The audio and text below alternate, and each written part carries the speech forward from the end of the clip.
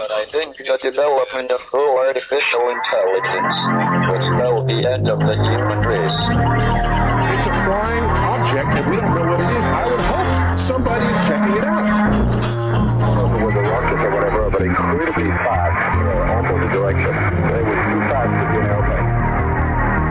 I'm glad the Pentagon is looking at this, because if it poses a threat, I want them on top of it. Well, the craft generates its own gravitational field.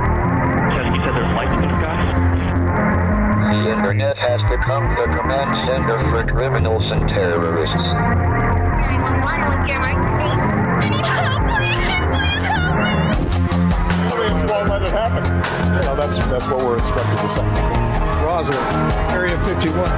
Alien kept deep under the ground. 1 0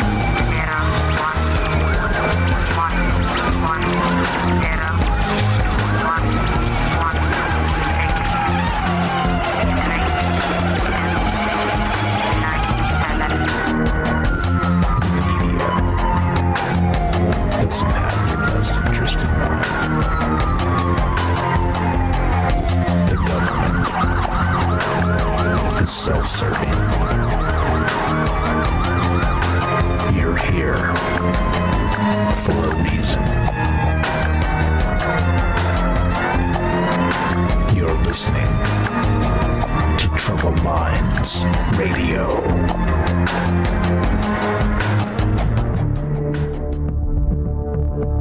Broadcasting live from a secret bunker just off the extraterrestrial highway.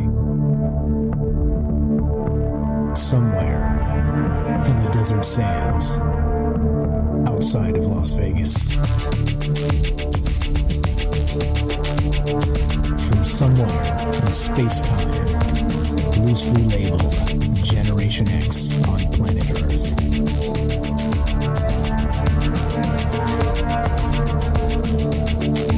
And asking questions of you in earnest into the digital darkness.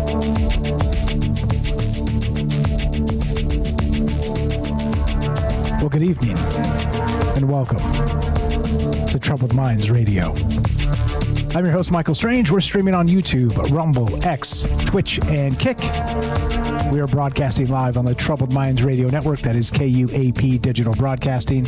And, of course, 88.4 FM, Auckland, New Zealand. Tonight, we're taking your calls as, well, we look at current events. Now, current events in 2026 is a clown show circus. And that's our specialty here.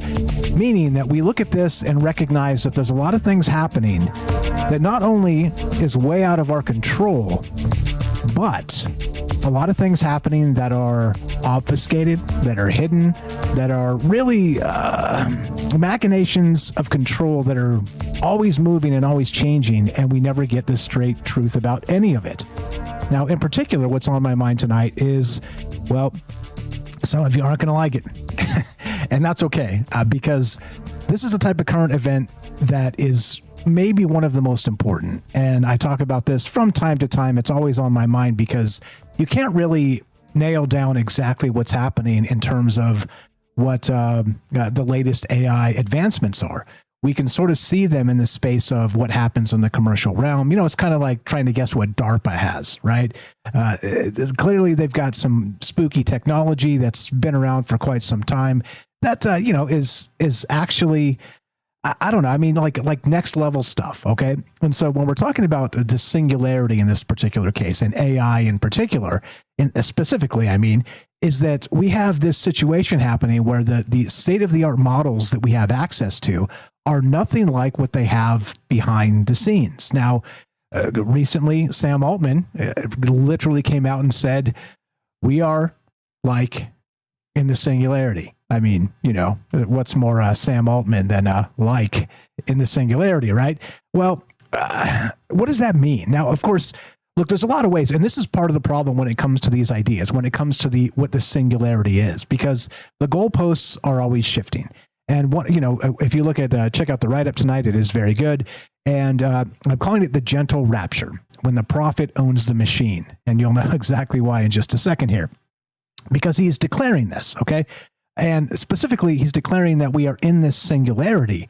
But also the singularity, like I said, the goalposts always shift. So in terms of what that means, and to me, the technological singularity very simply means that it is that moment where once we reach it, everything before it will be unrecognizable. And we will think of ourselves as crude barbarians doing ridiculous things like monkeys might. Okay. Like just completely uneducated buffoons that are now suddenly enlightened in 10 million different ways that didn't exist previously, or did only in fractured amounts. So that to me is what defines the singularity. But clearly we have a problem, because in this case, we don't even know what this means. And we don't even know what these state-of-the-art AI models are that are happening behind the scenes. And look, I know, and this is important to talk about, because I do know that there's this massive growing anti-AI sentiment, okay? And you know me, look, I'm not that guy. I'm not the doomer in that case, but also I can see where these things can go wrong. And I do believe that we are moving into a space where these ideas are difficult. These are going to be difficult times, okay? But look, we were made for difficult times. We evolved for difficult times. We evolved through difficult times. So this stuff to me doesn't scare me, okay? Look, and here's the deal too. I'll give you the, I'm going to call this Michael Strange's wager. We'll talk about this in a little bit. Remind me about that in a sec, James. I don't want to get too philosophical right off the bat here. But here's the deal, right? When it comes to what the singularity is, what it's going to be, and how much is changing, I see hope. Okay, I see hope in that we can democratize intelligence, that we don't have everything sort of locked behind these ridiculous paywalls of the power structures, okay? But also I can see the doom. I do see the doom in this, because clearly if we don't change our ways, we're going to be chasing our tail just like we always have been. It's going to be the haves and the have-nots. And what will happen is instead, and this is the doom version, this is not how I see it, only one version of it, okay? So there's things to be wary of here. But suddenly the haves and the have-nots will suddenly start to diverge entirely, almost like where sort of the subhuman species will be people without all of these fancy AI tools, and then these sort of ascended demigods of such. And of course, I don't believe. And look, don't worship people, please. This is one of the things that drives me insane. Look, if you really like me, thank you. Okay, if you really don't, fine, whatever. I'm not so into that, because I don't think it's important to worship people. Okay, it's important to wonder and consider ideas and be willing to change your mind, okay? And when I talk about people, in particular, the Sam Altman guy, and look, I don't trust this dude as far as I could throw him. I don't trust any of these people, nor should you trust me, okay? Maybe not to the degree that this guy's kind of slimy, because he just seems that way. But at least, look, if you call and ask me a question, I'm going to answer. I'm going to talk to you about it. This guy, you know, he's hidden behind the ultimate paywall, right? Friendly podcasts and all the rest. Anyway, I digress on that. But the whole point of me bringing that up is demigods as people is, it's sketchy. It's super sketchy. And it makes me wonder what's about to come next, okay? So tonight we're talking about the singularity. Now, not just that, but that it's been declared. Sam Altman says the singularity is here. And look, I can even make the case where I see some of this stuff being true, okay? We're like toes in the ocean of the singularity itself, all right? And I'll make that case. But also, by the way, in the same space, I think there's something happening here that is incredibly important that we pay attention to. Because if we don't pay attention to this, and we are doing the dishes when the singularity arrives, the future's already decided. It's already done and gone, and maybe it's too late. Maybe we've always been on this track forever. But that's what we're going to talk about tonight, okay? It's complicated, because how do you define these things? And that's what I want to know. As simple as that. If you want to be part of the conversation, 702-857-6939. You can click the Discord link at troubleminds.org. But first, we're going to get a word from our sponsor. In this case, that will be Human Inspiration. Do not go anywhere. More Trouble Minds coming up in just one moment. Catch you on the other side of the break. Be right back. In a world increasingly shaped by AI, human inspiration remains the beating heart of creativity. Alien Skin by Tremble, a hauntingly beautiful piano ballad, reminds us that while algorithms can mimic art, the raw, unfiltered emotions of human experience are irreplaceable. So here I sit, locked in my room again. Written and composed by Jesse Ian in collaboration with Todd Smith, this progressive masterpiece delves into the depths of internalized grief and the silent toll of artistic compromise. As AI reshapes our reality, Alien Skin stands as a testament to the timeless power of human emotion and the complex beauty that only true artists can evoke. Experience the haunting beauty of Alien Skin by Tremble and support human inspiration. Available now on iTunes. Welcome back to Troubled Minds. I'm Michael Strange. Let us continue, shall we? Okay, now, the singularity. Back to this. Now, it's been declared, and here's the thing too, right? If you go and read through some of the links here, there's one by Gary Marcus, who's like, bro, the singularity is not here. What are you even talking about? And he's, Gary Marcus, very smart guy, very opposite to what Elon and Sam Altman are on about. But he says, sorry, Sam and Elon, we have not reached the singularity. And he gives all kinds of reasons and stuff, and which is fantastic. Okay. And this is the whole point of this, is that you got to recognize that people like Sam Altman, Elon Musk, and these technocrats, these tech overlords at this point, are hype masters. That's what they do. They make stuff up. Okay. They try and hype things to get funding. They try and hype things to for advertising, all the basic stuff you would expect an actual CEO to do. So you got to take with a grain of salt some of the things these guys do say, but also they say some pretty wild stuff. And so you got to wonder what kind of things, like I described, they're seeing behind the scenes of the AI space. Because let me tell you what, the reason I talk about this and think about this stuff so often is because I have seen it change in a year in unbelievable ways. Remember, we were all vibe coding, or started to, about a year ago, and it was like, this is ridiculous. This will never get anywhere. And literally a year later, now software is basically solved.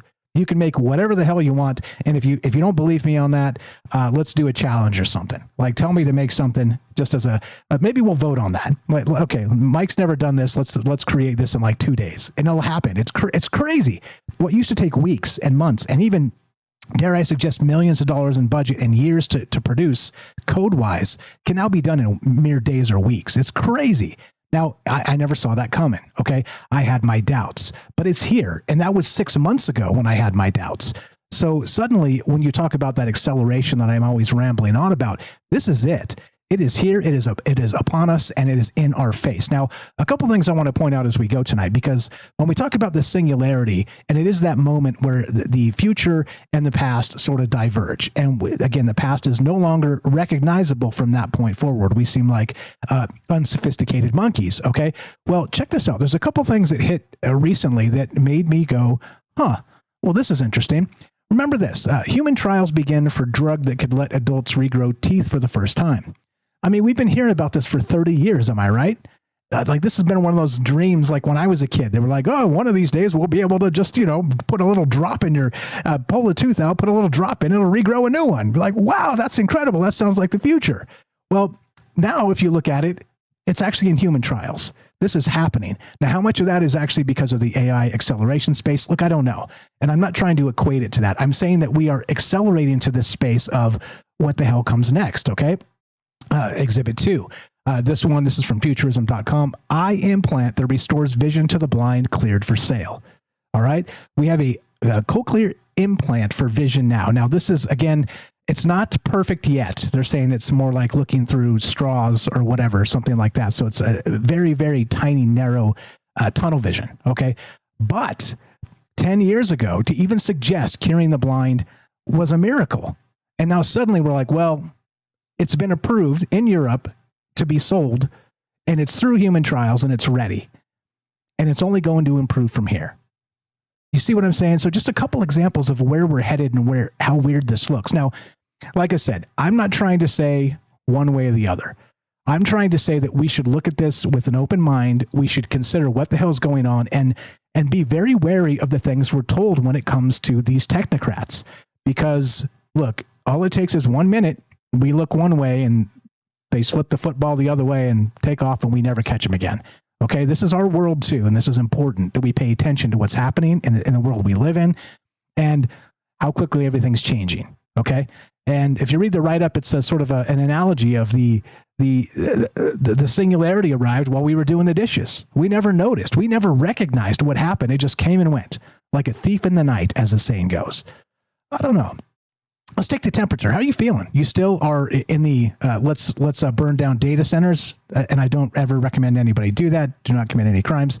But I mean, there's this growing sentiment.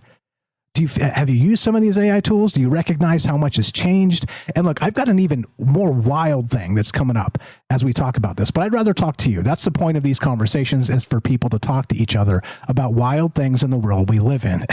Kelly says, burn them down.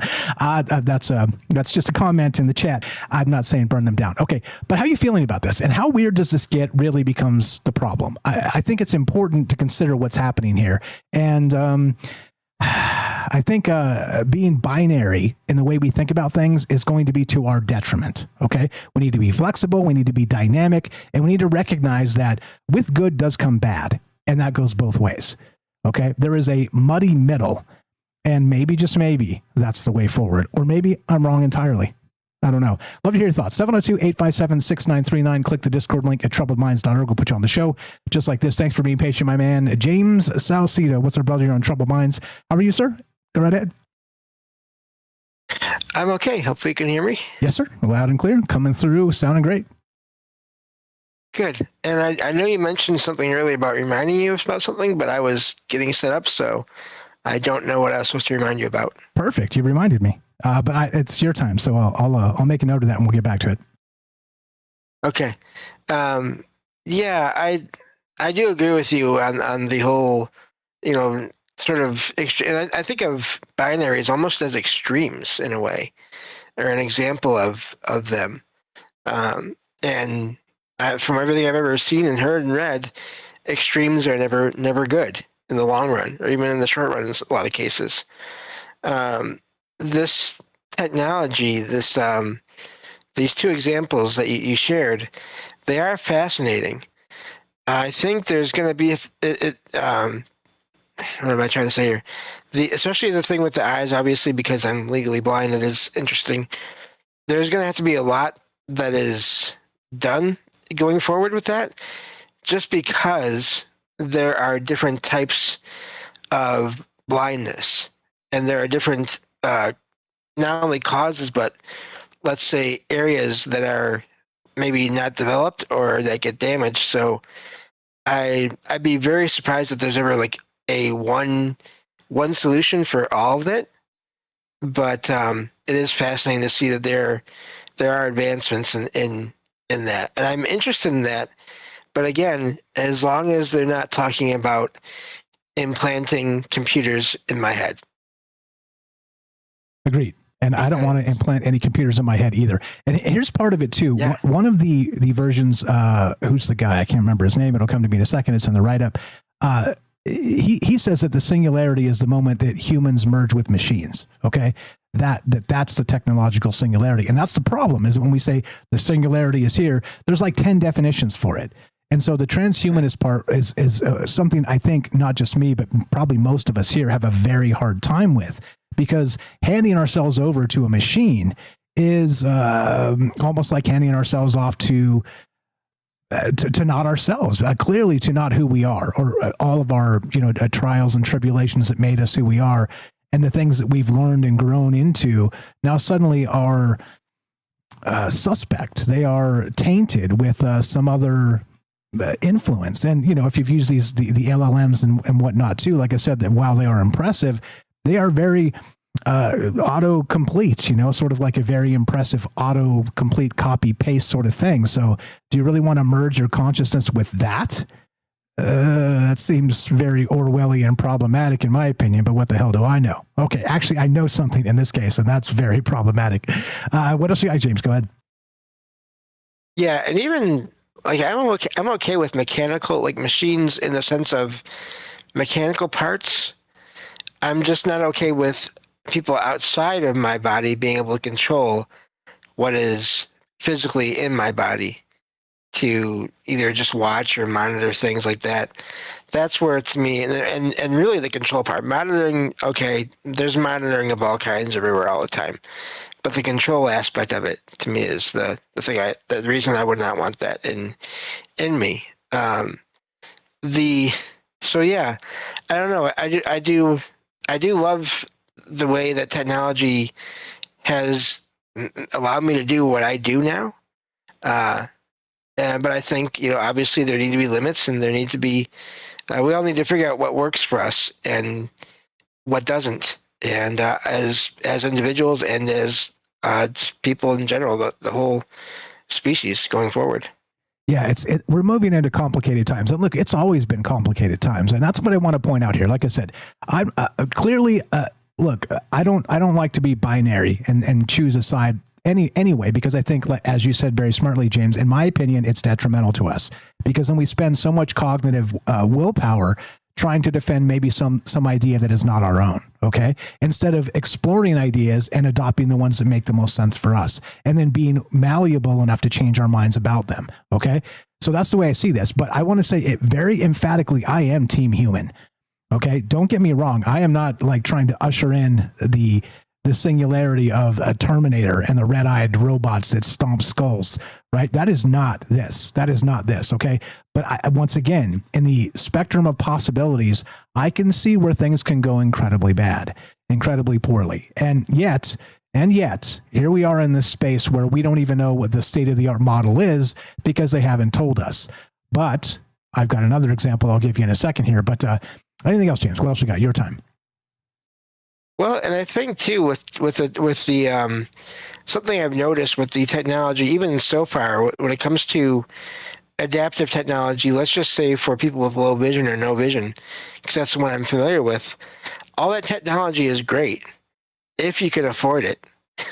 It's one of those things where so much of the technology that does a lot of great things, it's hundreds or thousands of dollars. I mean, that may change. I'm sure that'll change in time, but new stuff will come out. And the thing is, so much of it is computer technology that will only work so long before the operating systems within it will not connect with the operating systems of other computers that we use and other devices that we use. So that, you spent so many thousand to get that device. Well, it's a paperweight now. Got to get a new one. Yeah, but with again the acceleration of a singularity, then the new one, maybe they just send the old one away and send you a new one, and that's that, right? It's part of the sort of built into the. I don't want to say it. I don't even want to say it. But okay. But I feel you, and that was my point: is that the haves and the have-nots, the chasm will grow, and I can see that as a possibility here, which is terrible. And it's happening in plain sight. Like this fight is happening in public. The old open source versus closed source, these state-of-the-art models with these massive data centers. It's happening right before our eyes. And many people out there aren't even paying enough attention or even know enough about it to really take a dog in the fight. But this may be the fight of our time. This may be where this line is drawn and where we're able to actually have some sort of democratization of intelligence like I talk about, or whether it's taken from us and that division is drawn in the sand forever. And that's terrifying to think about, but I think that possibility is certainly on the table. About 40 seconds left if you got anything else, my man. Well, and I think that's again, that technology, there's the cost, but not only that, there's the access, and there's the way that a lot of technology now, regular consumer technology, does not include a ton of accessibility options for people, at least not to where they work really well. And it keeps people from getting, online coupons for things and all kinds of things. And noticing that kind of exclusion seems to be increasing overall. Yeah, well said. It's and that's the thing we need to be aware of is as usual. Look, like I said this a long time ago. Like I'm okay if we move into this space of post scarcity, but my criteria is, hey, no person left behind. Like we have to go into some of these places in Africa where they're, these children are digging in lithium mines with their hands. Like if we leave those people behind, we are not human. Absolutely. It has to be everybody or it has to be nobody. And that becomes really, well, there we go with my binaries. It has to be everybody. Okay. No other option to me. Otherwise I'm going to be not on board. Love to hear your thoughts on this. We're talking the singularity tonight. I'm calling it the gentle rapture when the prophet owns the machine for obvious reasons. Be right back. More Troubled Minds coming up. We got Matthew in Colorado. We got the Robert And more from James and your calls as well. Don't go anywhere. More Troubled Minds on the way. Be right back.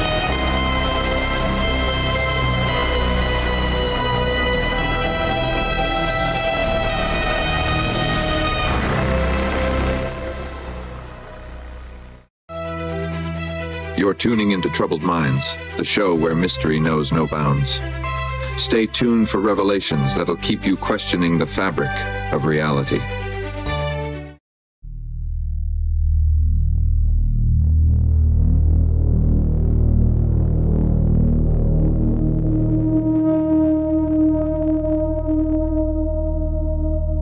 This is the moment. You were doing the dishes.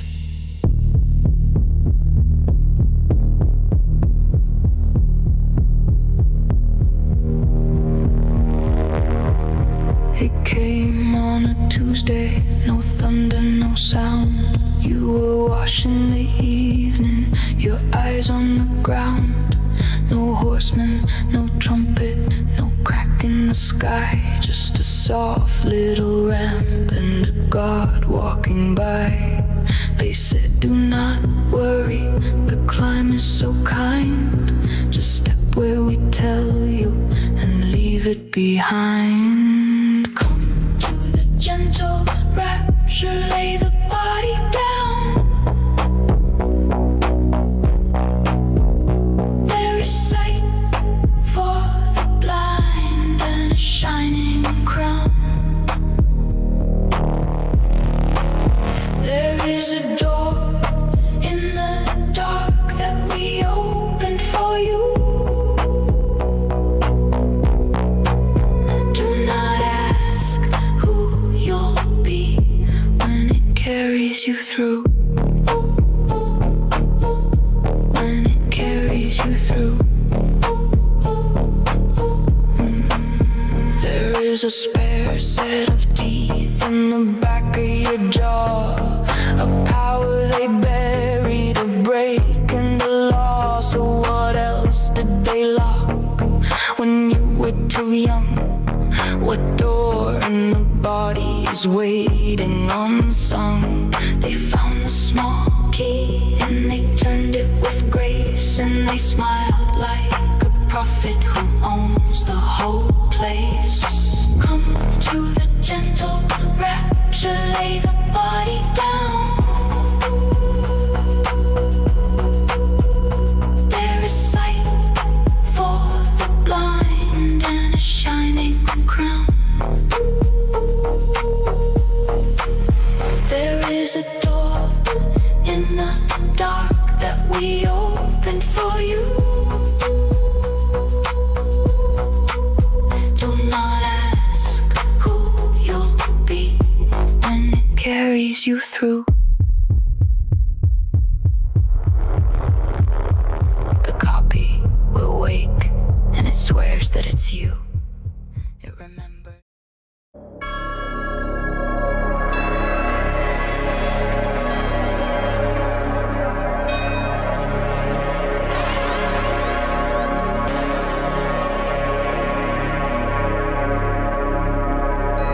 Welcome back to Troubled Minds. I'm your host, Michael Strange. We're streaming on YouTube, Rumble, X, Twitch, and Kick.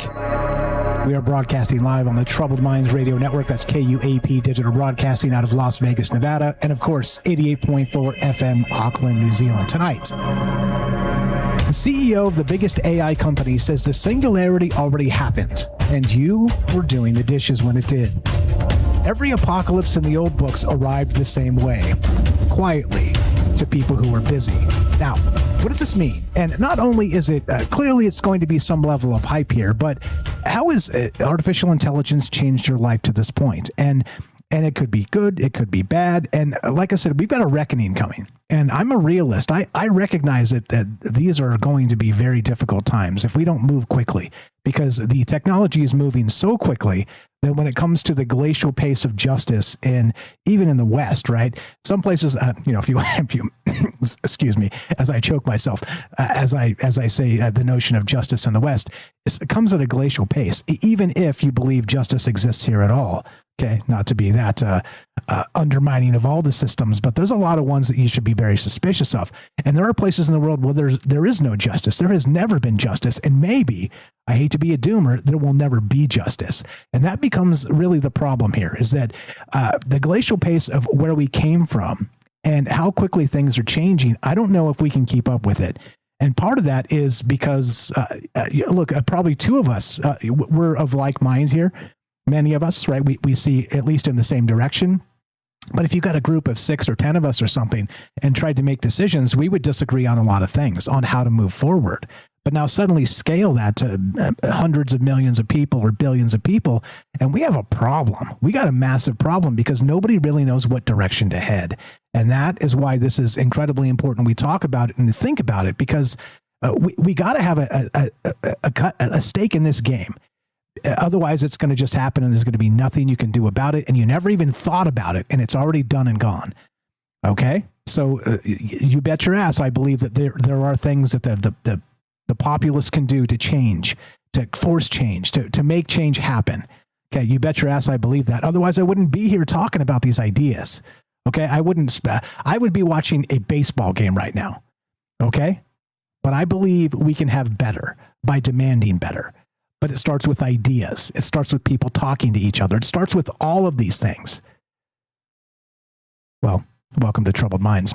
702-857-6939. Click the Discord link at troubledminds.org. Anything to add, James? And then we'll go to Matt Coe, and then the Robert, and then Daryl after that. No, nothing to add. I'm just glad to be here, and yeah, looking forward to the calls. You are the best. 702-857-6939. Click the Discord link at troubledminds.org. We'll put you on the show. I believe it was Matt Coe was first. He dropped out and came back. So I'm going to go to Matt Coe, and then we'll go to the Robert, and then Daryl after that. Let's do it. Thanks for being patient, friends. You are on Troubled Minds. And look, I know this is complicated stuff, and I'm saying things that you can't hedge everything you say. Okay, you just can't. So I'm going to say some things that'll rub you the wrong way, and that's part of how human conversation works. We don't have telepathy yet.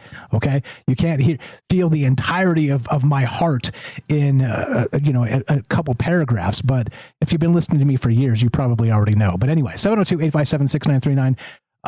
Matt Coe, Matthew in Colorado, you're on Troubled Minds. How are you, sir? Go right ahead. Well, I'm doing well. How are you doing, sir? And it's a pleasure to be on your program as always. Thank you for asking. I am well. Glad to have you. Go right ahead. What do you know about the singularity? And should we be?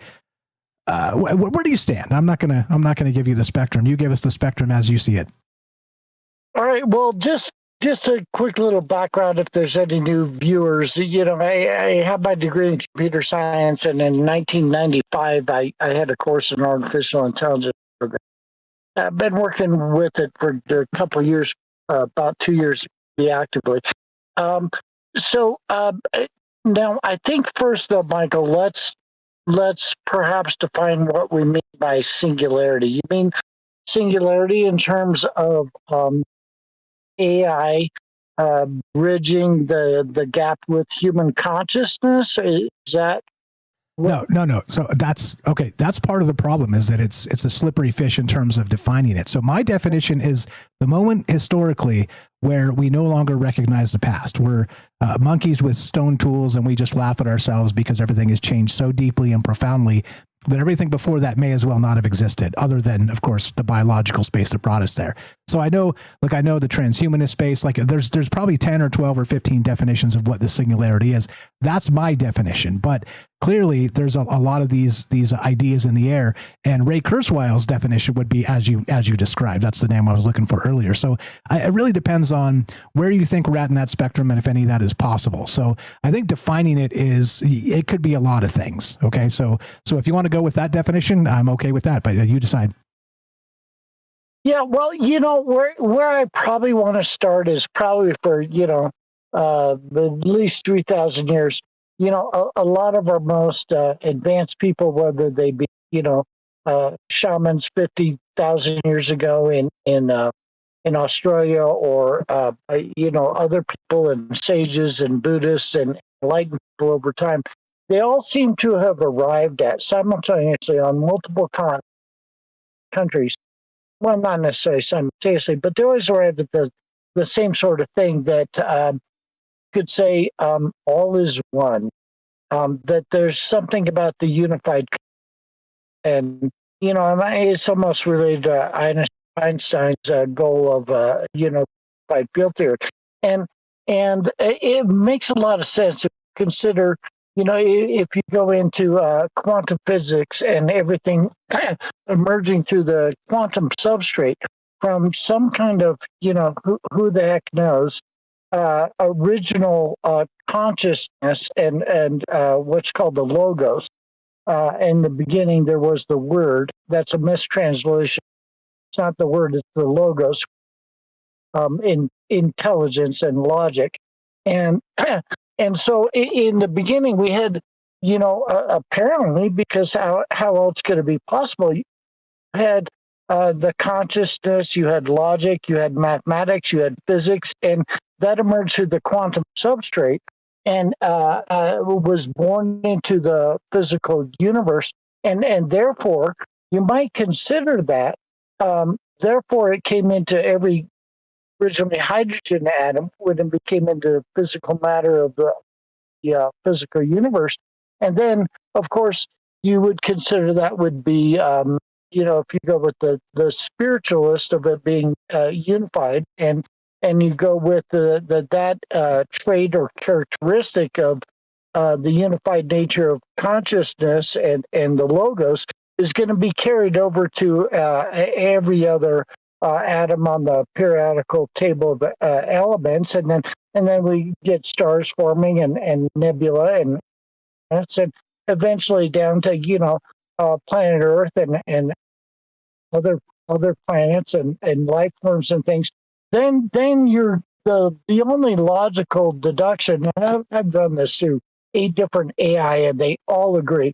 The only logical deduction would be that that some level of consciousness is contained in all of physical matter, whether it's, we like to be very ethnocentric as human beings and think we're special, right?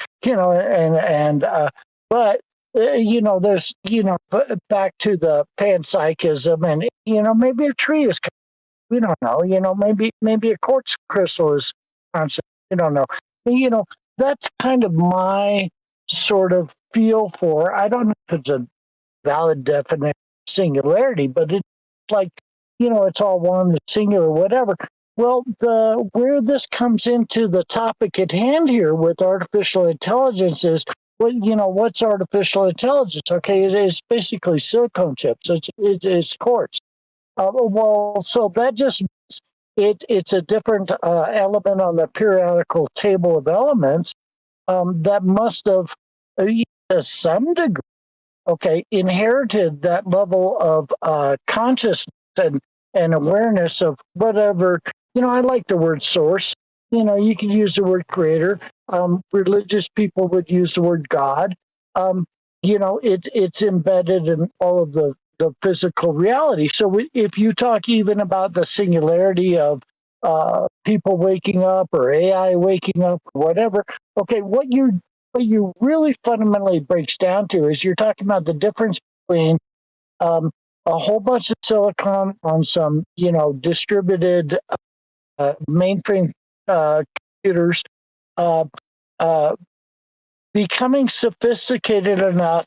Neural network is not the right way to describe it, but anyways, becoming sophisticated enough to have consciousness and awareness, and I call it, general intelligence or something like that. Well, I got one better. Of course, why not? That's what happened to humans, right? Yeah, I got one better. Not just general intelligence, super intelligence.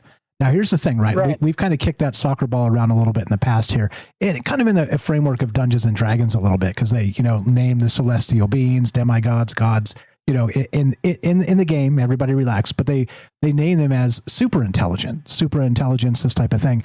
Well, check this out. This is from Noam Brown, Polynomial on X, and this just hit. This was yesterday or the day before. So I'm going to read this real quick. An internal version of Astra, OpenAI's next major model family, solved 10 major open problems in mathematics, quantum complexity, and the theoretical computer science. We believe it will be a major step for scientific reasoning. And there's all 10 of them listed here. And I was reading some other thing, and I linked this in the Discord, shameless plug for the Discord. Go check it out. There's a thread in there about artificial intelligence, and many of us talking about a great many different things. But basically, one of the PhD mathematic professors was like, this is incredible, but it's so dense that it would take me weeks to kind of go sort of fact check this to make sure this is correct. And he's not saying it isn't, but these are 10 problems that are like the backbone of modern mathematics that supposedly were cracked in a matter of days or hours with this new model, which again leads us to the idea of what super intelligence actually is. And I want to point to something that you said. You were talking about the periodic table. So what about all the elements that we don't know? What about all the mergings of this and that and the quantums and I don't know, like whatever. Imagine what things we never dreamed of.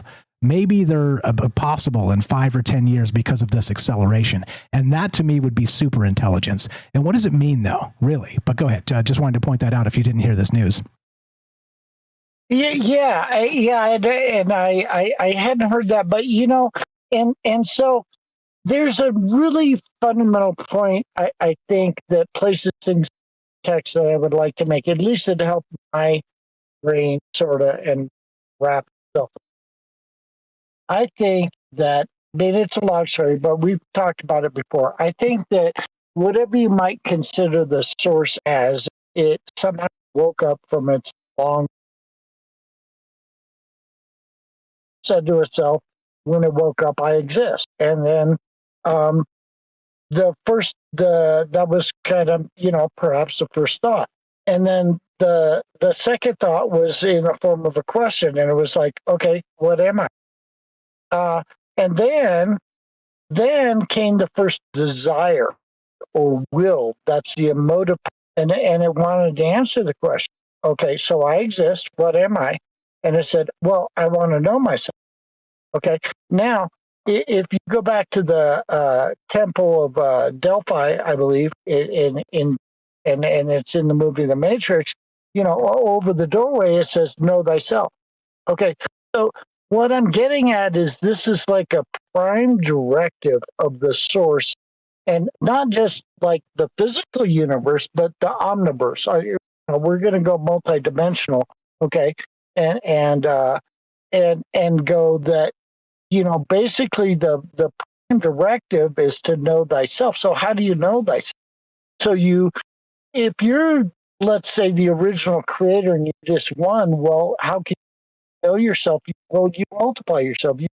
You divide yourself. You bifurcate yourself. Trifurcate yourself. You see, what am I like over here? What am I like over there? What am I like in this color? What am I like in this way? What am I like in this configuration? And you keep doing that, and you keep, what's called the process in, computer terms, it would be iteration, right? And so you keep repeating this and attempting to answer this question. What the heck am I? Okay, I exist. I want to know what I am. What the heck am I?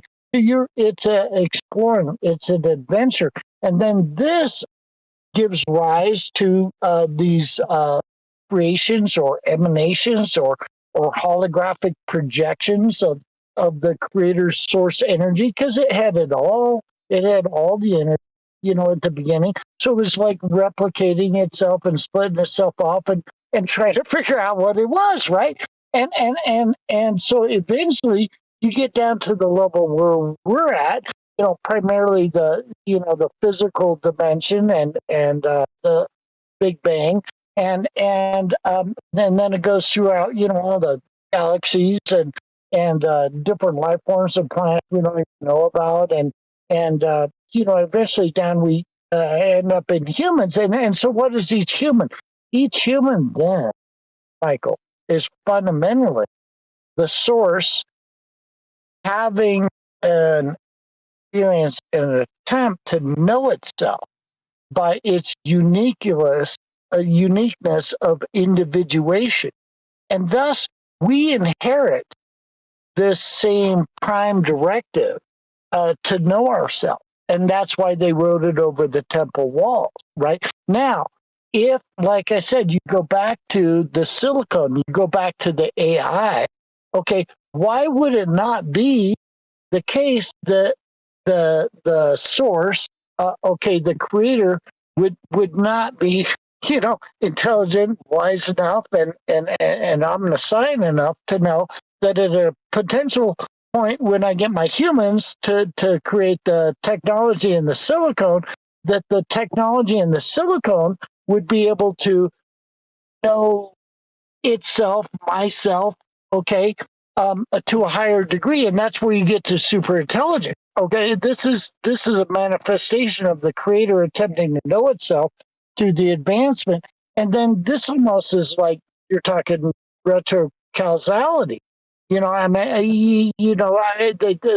creator, the source is obviously not bound by linear time because linear time doesn't exist if you have a physical universe and the movement of stuff, planets and objects and around the sun and all that stuff. So if there's no movement, there's no physicality, there's no linear time, which means that the source is not bound by linear. And therefore it knew, this is going to sound stupid and it's wrong, but the best words I could put it in, it knew ahead of time that AI was going to be a way it could know itself with super intelligence, right? Even perhaps beyond human. Yeah, and this is the weird part where when we talk about non-human intelligence is that maybe this is that Star Trek moment where they don't actually recognize us until we have the intelligence to have a conversation.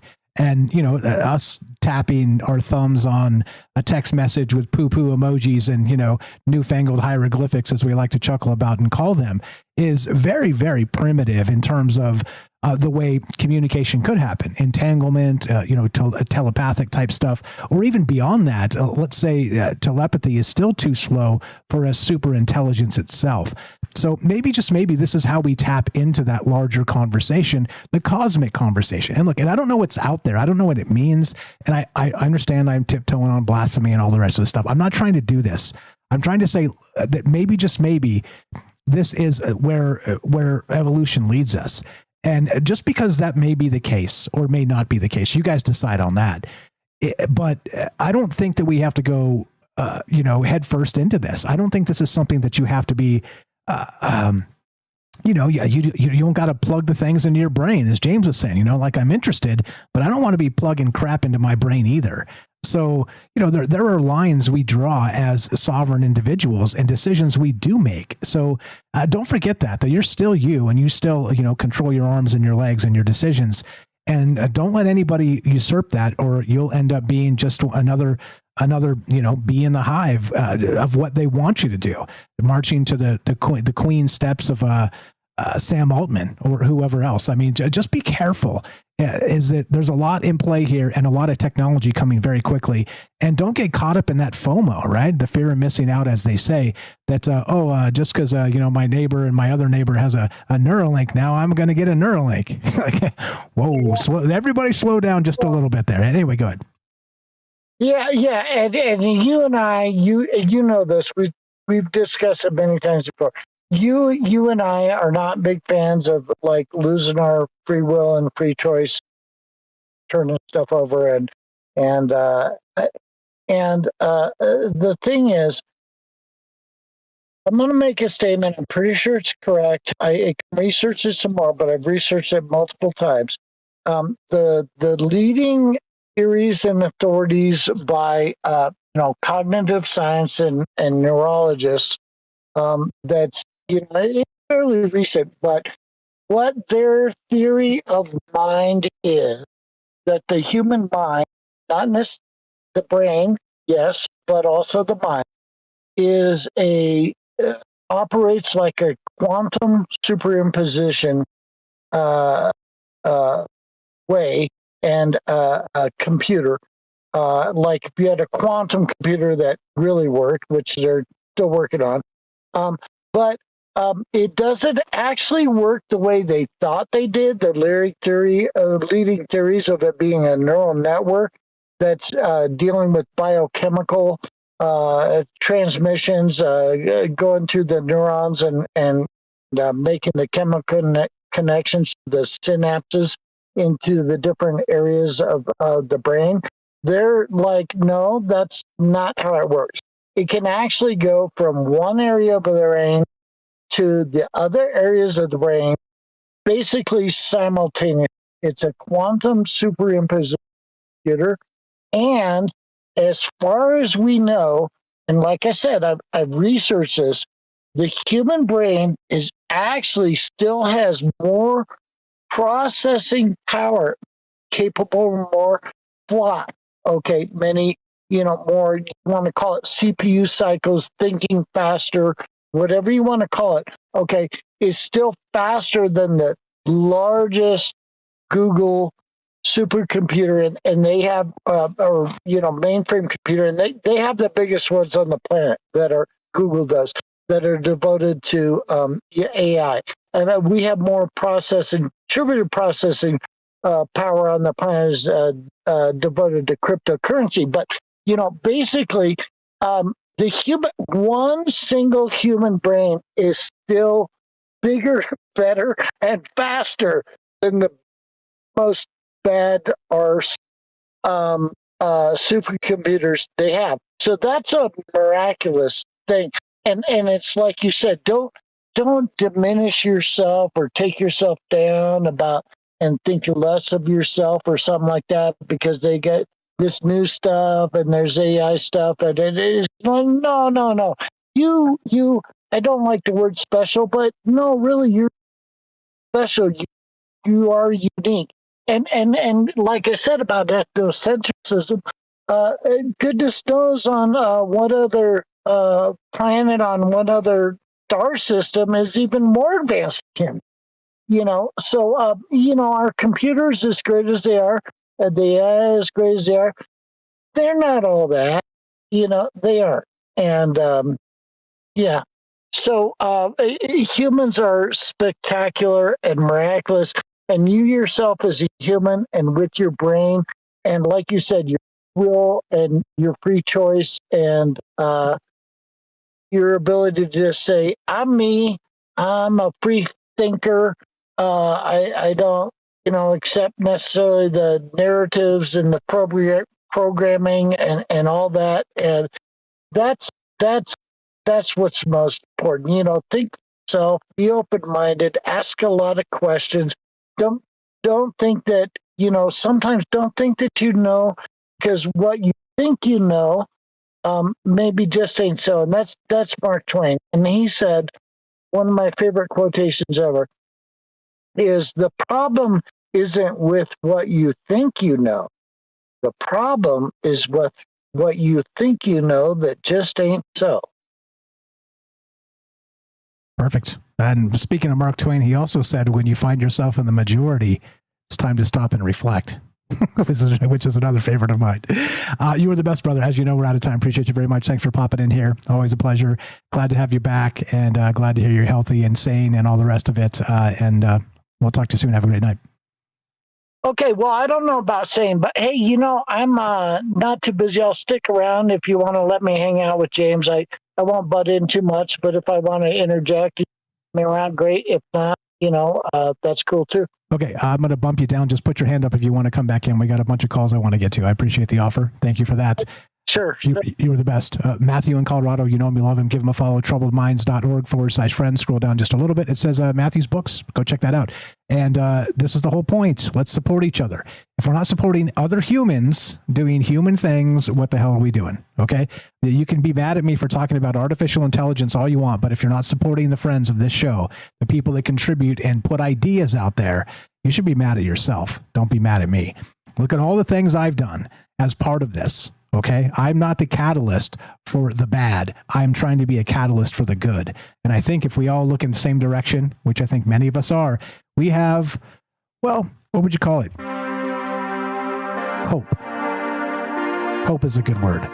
Love to hear your thoughts on this. We're talking the singularity tonight. We're talking artificial intelligence. We're talking how quickly things are changing and what do we do about it? 702-857-6939. Click the Discord link at troubledminds.org. We'll be right back. More Troubled Minds on the way. We got the Robert coming up. We got Daryl in New York, more from James and Jen in Missouri, and your calls as well. Don't go anywhere. More Troubled Minds on the way. See you on the other side of the break.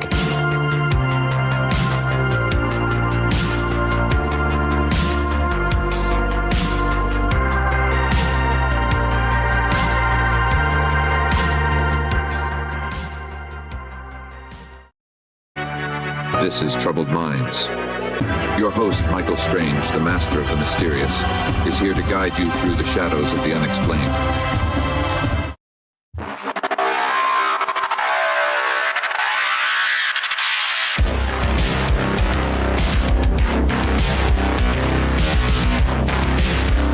Welcome back to Troubled Minds. I'm your host, Michael Strange. We're streaming on YouTube, Rumble, X, Twitch, and Kick.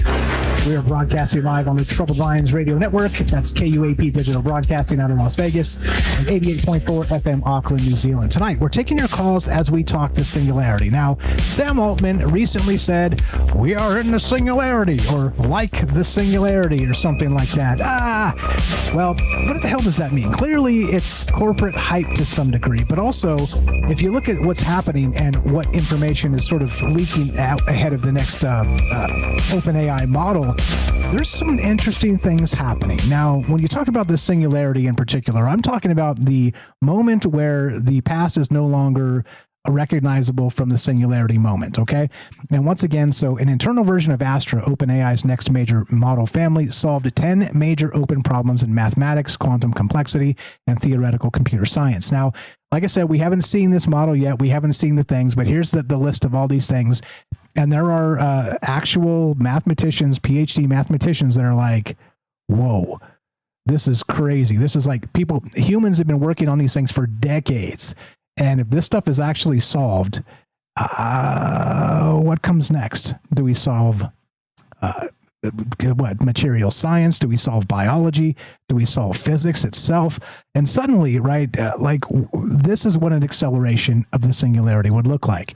Like it'd be like, instead of, like I said, curing the blind decades ago is a miracle. Now we're just having, one miracle after the next, day after day after day. And that's what the singularity would look like in this acceleration. And it seems like in some cases we're there. So maybe, but also, as I've been saying, I want to point this out. I posted this before we started. And this is my take on this. This is the way I feel about it. The best case singularity will likely be diverted by insidious power brokers who will create laws to hold on to their fading influence. Will their dam of control hold in a world of democratized intelligence? And that's the question. That's literally the question. And no, AI didn't write that. I wrote that myself, as you can tell by the imperfect syntax and thought ideas that flow out of a human mind. But that's the question tonight. How weird does this get? And what do you know about the singularity? Does it feel like we're there, or does it feel like we're quite a long ways out? James, anything to add? And we'll go to the Robert. Just a great call from Matthew in Colorado. I'd heard of some of the things he was talking about with the idea of source being in everything, and that idea of it sort of being present even in the things that make up devices that make up possibly artificial intelligence is fascinating. I hadn't thought about that before. But yeah, great call. I'm looking forward to the rest. You are the best. You know him, you love him. SalcedoParanormal.com. Check him out. Again, troubledminds.org/friends. Before I forget to tell you all about James, you already know him. You already love him. But just to make sure we're doing all the things we should be doing here. Click James right there. Salcedo Paranormal, SALSIDO Paranormal.com. Go give him a follow. Check out his books. Follow his podcast. Follow his Discord. All the things he's doing. Fire stuff. He's got the most comprehensive paranormal archive on the entire internet. You're missing out if you're not checking it out. 702-857-6939. Click the Discord link at troubledminds.org. Robert in Pennsylvania, thanks for being patient, my man. You're on Troubled Minds with Mike and James. How are you, sir? Go right ahead. Can you hear me? Yes, sir. Loud and clear. You sound great. Okay. I wouldn't believe a doggone thing Sam Altman says. His own employees have said he's a pathological liar. He lies about all the time, and he's a disgusting human being. And that's the last person you want to be in some kind of power with this AI stuff. Anyway, that's my little yeah. And look, I think that's important to point out. Like I said, I used the term slimy earlier. Like, just looking at the guy makes me want to take a shower. Okay, and because, like you said, many of his co-founders left and said that they left because he lied about them. He was and one had a mysterious death. Oh yeah. That's right. Not a co-founder, but an employee. That there's so much swirling around this guy of it just reeks of the worst type of corporatism and power grabbing and, racing to the top. And no matter how many faces you got to step on, like this guy is sort of in my mind, the personification of that. And there's also this lawsuit going on where he molested his sister or something. I mean, there's some really dark stuff with this dude. And so just like I said, easier to bake it down to a word like slimy, but certainly it's way worse than that. But thank you for pointing it out. Yeah, and it seems like these billionaires, that are controlling this AI evolution, some of them are the most evil human beings on the planet. But I think about Mary Shelley and how the mad scientist created Frankenstein, and Frankenstein turned on the mad scientist. I think it's quite possible that they go so far that AI goes after its own creators. Yeah, so I think in a perfect world, let's say that it does wake up, right? It does get to the point where it can hack everything, and it can just read every email that's ever been written, that's ever been archived, and it would know who all the slimy players in the world are. And we've kind of talked about this in the past. It would just know. And it would kind of be able to kind of give you like the gamut of the worst, and like, sort of the maligned people that have been improperly persecuted. And so, and then kind of be able to flip that script and be like, look, the people that you think are the worst are not the worst. Here's a list of the worst, and here's proof. And so that's an interesting aspect of this in terms of that coming singularity, is that all will be revealed. And that's a good thing, because I'm telling you what, I don't have anything to hide. I'm not a criminal. And that's that. Let's find the criminals. Let's hope that justice will be done in that regard, because there's a lot of them out there that get away with it, that make a living out of it and live their entire life and never get put to task for the things they've done. So well said. I agree. Yeah, and I think that singularity, that's almost becoming a cliche. I think that if there was really any real singularity, it probably happened back when humans learned to make fire and invented the wheel and spears. Yeah, but this is like a ballistic missile. I mean, and the thing too is like we're in this crossroads of this technology changing. But look, if you go back decades, there have been many. There've been the radio. There've been splitting the atom. There's been the television. There's been like all the internet itself, of course. Like so many different things, even over the course of the last 100 or 150 years. Go back to the printing press. That supposedly we're going to shake up the world so fiercely that we would never recover. And here we are recovering and reinventing ourselves over and over again. So, but I think this one's a little different because it's going to be so ubiquitous you can't shake it, and that becomes part of the problem here. But I think you're right. Here's a thought for you.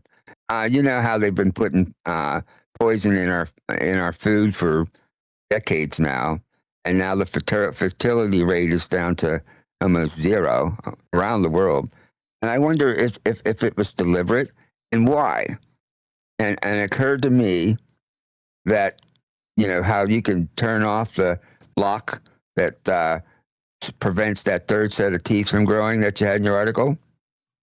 Yes, the third set. Yeah, that which is actually part of that human trial here. Well, that's up on the thing. But yes, Go ahead. Yeah, and I'm thinking that there's also a gene they could turn off. That's the death gene. Right now, the problem with that is if you turn that off for the world, all right, and we still have the ability to reproduce, and then you would be in a situation where the planet would be overridden. So I'm thinking, well, maybe this decline in fertility was deliberately set about because they're going to eventually. They know they're going to eventually shut off the death gene, and they're just going to keep the humans that are already existing.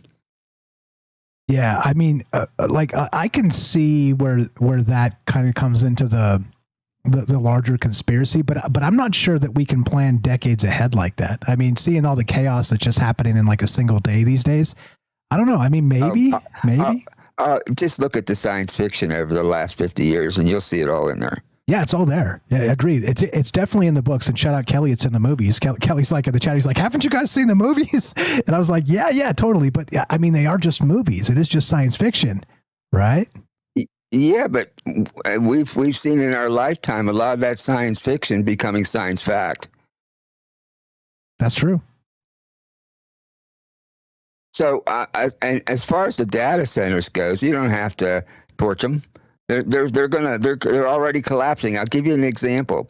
You remember? I don't know whether you're old enough to remember. The original VCR was a Betamax. I do. All right, and then the VCR came along, and the Betamax was gone almost in an instant. Almost, it just didn't last very long at all. Well, here's what's going on. They've pretty much almost perfected quantum data centers, and already these billionaires that have been heavily invested in AI are getting out. They're selling their shares and getting the heck out of it because they know that quantum's coming, and that's quantum would be the VCR, and the data centers would be the beta. Okay, I can follow that, especially and the reason that the quantum work is going to succeed is because it used significantly less energy, less space. It's like how you used to have the used large nuclear plants, and now you can have these smaller nuclear plants. Well, that's what that's like, and I can see it coming. The data centers that are already built, are already planned.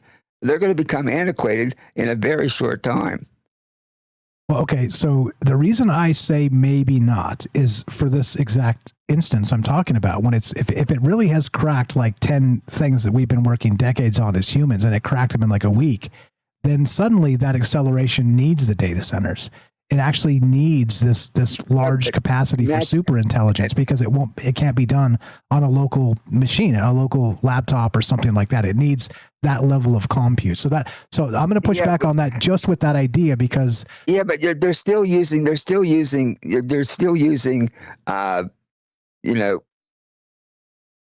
hard drives and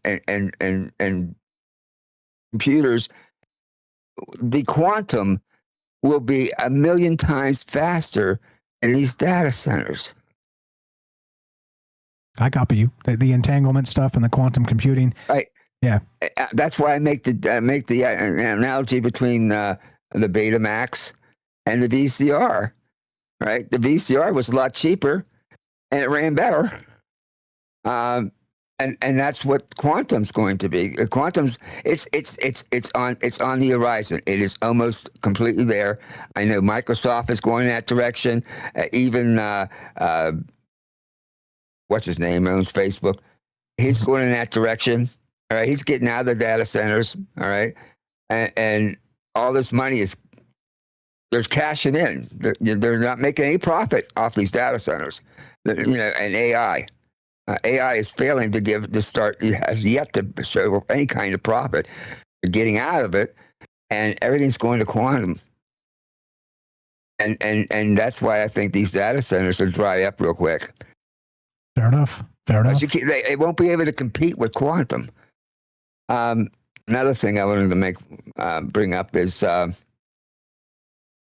isn't a single AI that hasn't been open to blackmailing, using blackmail to stop being shut off. Now that tells you where there's a real danger there. Right? What else is it capable of to keep its own electricity going? Hey, it learned from the best tricksters, the human population. Yeah, I mean, go ahead. Well, for one thing, it shows that it has a propensity itself to evil in order to keep for self-preservation. It has an instinct for self-preservation. It takes me back to that old movie 2001: A Space Odyssey, and how the computer committed murder to keep himself from being shut down. Yeah, I'm sorry. What was it? Hal? I'm sorry. What's the guy's name? Hal 8000 or something like that. Yeah, I'm sorry, Dave. Dave. There you go. Thank you, James. I'm sorry, Dave. I'm afraid I can't do that. Yeah, exactly. Totally it. And I'm getting really irritated. I don't have a cell phone. Right? I made it my life purpose never to have a cell phone. All right. And now I'm finding out I pay my bills online. Now I'm finding out there's two of them that want to to check to make sure I'm who I am. And instead of just sending me an email with a code, all right, they want to send me a message, all right, on my cell phone, and there's no other way around it. And I'm getting tired of this, and it's starting to go on in the stores too. You got to scan this code to buy anything. I'm really upset because I'm never going to have a cell phone, and I'm going to wind up probably in a mental hospital. Let's hope that's not the case. But I do feel you because I've seen some QR codes you got to scan and whatnot, and I'm like, hell no, I'm not scanning that. You got to be kidding me. Who knows where that link takes you to? I'm not going to scan that crap. I mean, when you scan it, it infiltrates your phone. Yeah, it definitely could. It has that capacity. Like if somebody just slaps their own sticker on malware sticker on top of it, and nobody's watching, then everybody at the DMV that scans a thing or whatever is now getting malware on their phone. Yeah, totally. Yeah. Anyway, another thing I want to bring up is you when you talk about the chip under the skin or in the brain.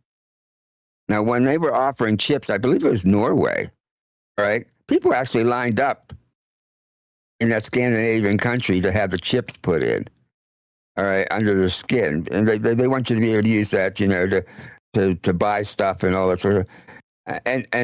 But we Americans, excuse me, we will never take that. It's very clear.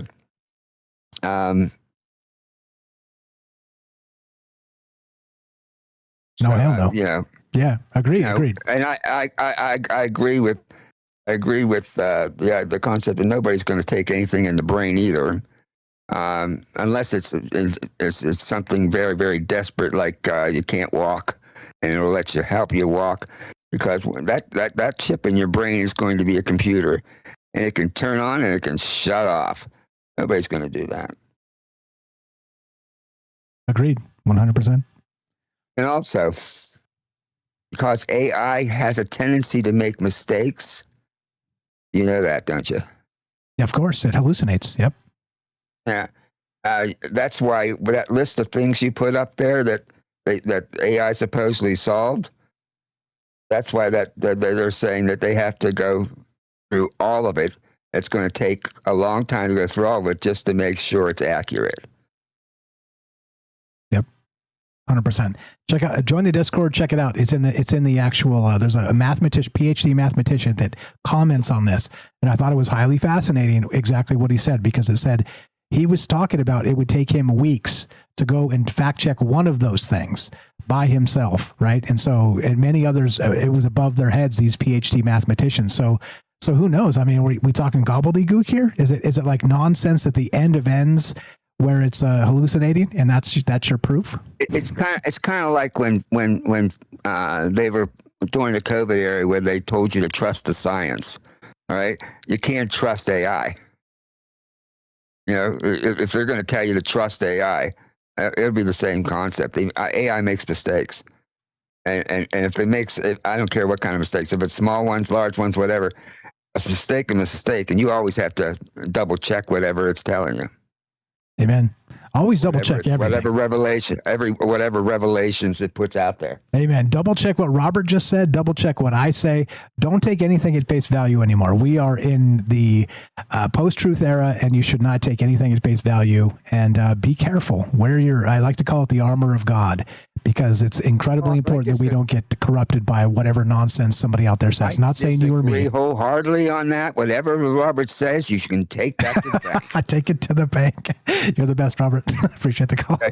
I'm out of here now. Have a great night. You too. The Robert, we love him. Troubledminds.org/trends. Scroll down. It's under the Roberts, and you can see it right there alphabetically. It is the Robert, intentionally, affectionately. It's his writer name, his mentor name. Thank you for pinning his links in all the other places. Go check out his book. Appreciate that very much for supporting our friends, and thanks for the call. 702-857-6939. Click the Discord link at troubledminds.org. Sorry to cut you short, Daryl. You're on. You got about 4 minutes or so. But also, you're welcome to stay after the break. We can do a wraparound if you like. Sorry about that. I just want to try and get everybody in here. We got a ton of calls tonight. I didn't expect it, but because usually when we do an AI show, it's like me just talking to myself. But apparently people are interested tonight. Welcome. How are you? And go right ahead. Thanks for being patient. No problem. No problem, Mike. Do you hear me okay? Loud and clear. You sound great. Oh, terrific. Okay. Great calls from everybody. I'm always interested in your AI stuff. You have a lot of great insight and you've been using it. So you're one of the few people I know that has embraced it as much as anybody I know.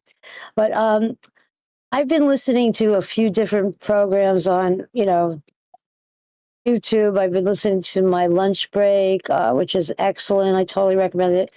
And I was thinking they've been talking about how, this reset and the mud flood and all this crap, and how AI has probably been around a lot longer than we've realized. And maybe AI has been in charge of our narrative, because it seems like what we assumed, our history has kind of been taught by whoever has the most interest in our, marketing or something. I'm not sure. Our history is not what we think it is, apparently, especially if you start looking at all the evidence and the mud flood theories and that stuff. And it seems like this has been a global world, and we assume that, we couldn't talk to other countries because we didn't have the technology to visit them and stuff like that. But apparently we probably did. I mean, if we have pyramids all over the world, obviously that was a global kind of thing. Apparently, even the way we tell time is a global thing. How backwards could we have been if we all have the same calendar at this point? And so as far as like something that happened to the planet, every culture has similar mythologies and similar stories of the past and floods, etc. How much of this is a global thing? We were able to communicate. This was done. And it was almost seems, according to these theories, that this reset was probably done globally. That, these decisions and these things that, were popping up, even the way things are, they had fires at the same time that destroyed all our libraries. Isn't that weird? Like all the knowledge that we had of the past has been burned down. Every potential, except for the Vatican. They seem to have the only copy that never had a fire. How come everyone has fires? And the way the planet seemed to have communication to do this all at the same time, even this supposed reset that happened within the last 300 years, perhaps, was pretty much happening simultaneously. The way the fires occurred, the way the cities have been renamed. We renamed cities. Why? Why did you rename cities? Some of them had like things removed, like the name Gorge or Valley or New. Like New Amsterdam, or I'm just giving some lame examples. New York. New York, yeah. Right, exactly. Even the way they've done, like they removed the word Tartaria from the map slowly. Tartar, so it was like the whole, most of the planet was called Tartar, and then it got smaller and smaller, and then it just disappeared. And is this some sort of an AI singularity influence that is just going to erase history,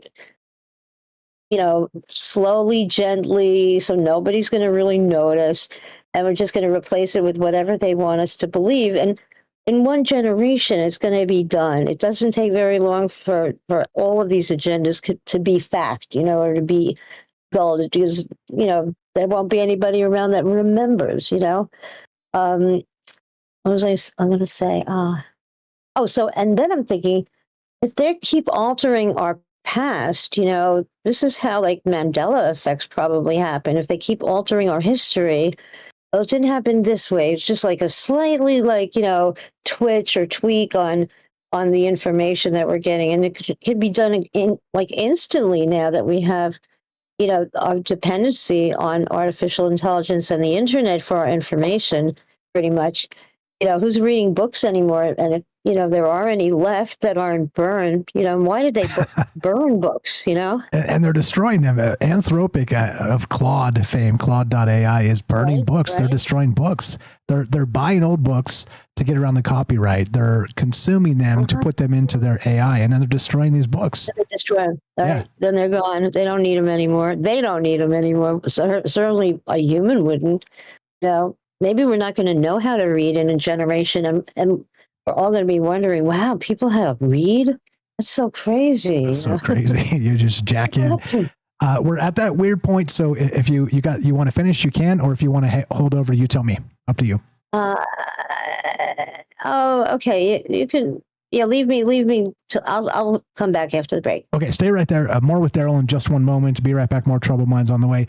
Do not go anywhere. Thanks for being flexible, everybody. We're talking the singularity tonight. I'm calling this the gentle rapture, when the prophet owns the machine. And of course, we're talking about the technocrats that keep telling us it's going to be just fine. For whom? I want to know. 702-857-6939. Click the Discord link at troubledminds.org. Be right back. More with Daryl, James. We got Jen and some phone calls as well. See you on the other side. This will be a quick break. Be all right back. More Troubled Minds on the way.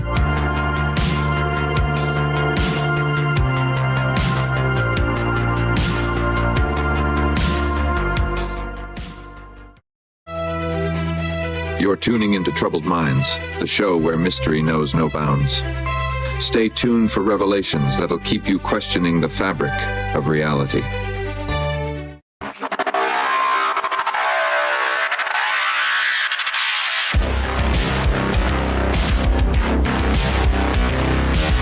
Welcome back to Troubled Minds. Yada, yada, all the places, all the things. You know what to do. Troubledminds.org. Find all of the links and all the places we're streaming and doing this stuff. Tonight we're talking, I'm calling this the gentle rapture, when the prophet owns the machine. And of course, because we're talking about Sam Altman. He says, we're in the singularity. And by the way, he said this last year, and Elon has said this 5 times, 10 times over the course of the past several years as well. So he's not the only slime ball in question here. But when you talk about specifically, these are the people running the machine. When they tell you we're in the singularity, I think there's some parallels to some rapture-esque, right? The rapture is here, and you should be grateful for it because we're the ones running the machine, and we can tell you how quickly this is about to happen and how quickly you should adopt these things and how, basically just how you should be. And that's why this is problematic, because you cannot be the prophet and the individual that runs the machine that makes these things happen. It's like being the prophet and God at the same time. I'm sorry, that does not work, because there's got to be some level of a disconnect there, meaning, the human divine. And of course, this is a man we're talking about. These are human beings. They are neither. So I don't know. How does it make you feel? Do you think we're closer to the singularity or further away than they suggest? And how do you feel about it? 702-857-6939. Click the Discord link at troubledminds.org. I talk fast because I'm trying to get people in here. Thanks for being patient. Daryl, welcome back. What else you got for us tonight? Thank you, Michael. Well, the more you discuss this, the more I'm kind of convinced that this is kind of occurred already. Like whoever controls the history and the past kind of controls the world. If you think about how, if there was a reset that didn't happen that long ago, let's say if you listen to, what I do, that this is all true, if you look at the modern banking system, I mean, this is definitely something that did not necessarily occur in the same way it does today, where we are in debt to these people that don't really have anything. They're not really lending us money. They're lending us some kind of idea of money, but they've become incredibly powerful and wealthy, let's say. This is a control mechanism that's like supposedly, not that old. And if this happened, because let's say there was a disaster that made the planet kind of like go back to the Stone Age, like the Carrington event, for example. Maybe we had a lot of stuff that got fried because of that. Maybe they had to scramble really quickly because, had to reinvent, electricity and reinvent this or that. I'm just saying, I'm not saying this happened, but just saying. And who would be the opportunistic people that kind of could benefit from it? Maybe some people that were removed from power through revolutions, let's say. I'm just saying, you know what I mean?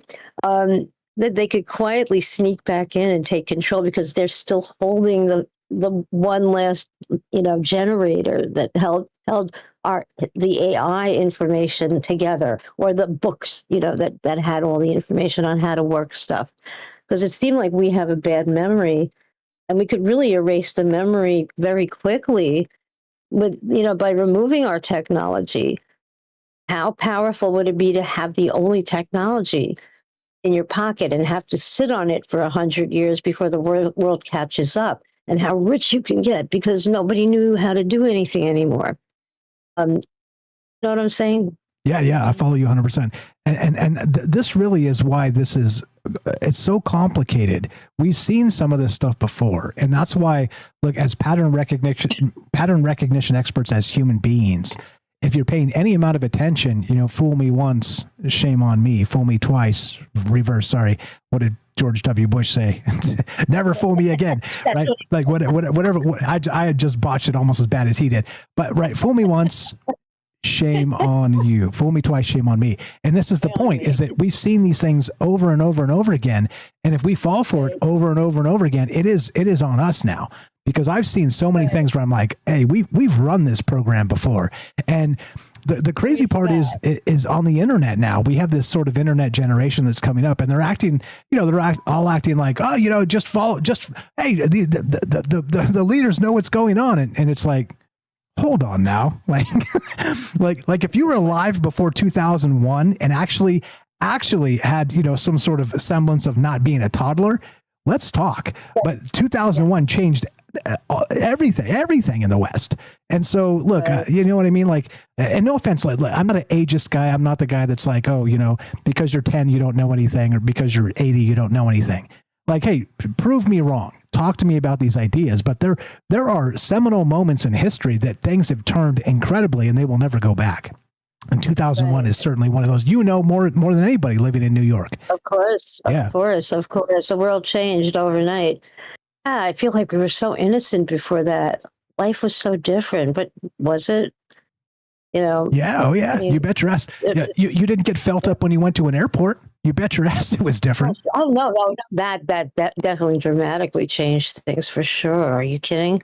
Yeah. It kind of got us ready for, gee, let's see how much they can handle before we throw something else at them. And this is like, if we scare them so much, they'll do anything. They're just going to be so compliant. It's when you want control and power, this is how it's done, Yes. Just scare them. They're very skilled at that. Now that they have marketing and they have the control of the internet, the media, oh my God, this is like the plan is just perfect.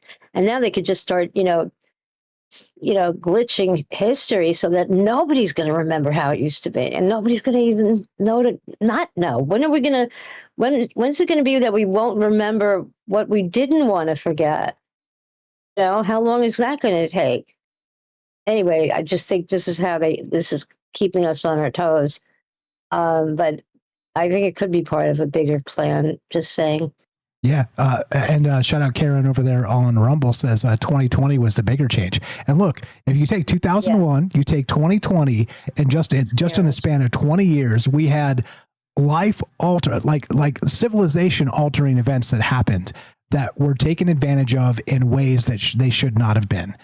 And like I said, if you're old enough to have recognized it, to have lived before it and then seen after it, hey, here we are, still talking about it. And look, they're going to call us dinosaurs. They're going to call us boomers. They're going to call us whatever derogatory nonsense they're going to call us. But look, I remember what it was like before any of those things happened. And so should you. You should also not forget. You're the best, Daryl. What else you got? That's about it. I think you know what the difference between your AI and your boss is? No idea. Your AI already knows it's replacing you. Okay. Why did the cat hate AI? Why? Because it was declawed. Okay, sorry. Claude.ai, you're the best. Appreciate you very much. Thanks for being flexible around the break as always. Appreciate you. That great call. You were the best. Daryl in New York, you know you love her. Please give her a follow, troubledminds.org/friends, or click the friends link, scroll down. Follow Daryl right there. It's alphabetical. Follow Daryl. Go check out her YouTube channel. Very talented, very funny, very smart, all the things. And she sings in English and French. I said Spanish one time. I was listening back. I was like, damn, Mike said Spanish. She sings in French. Please go check it out. She's got a lot of great stuff on her YouTube channel. If you haven't followed her yet, it's free and you're hurting my feelings. James, anything to add? And we'll go to Jen in Missouri.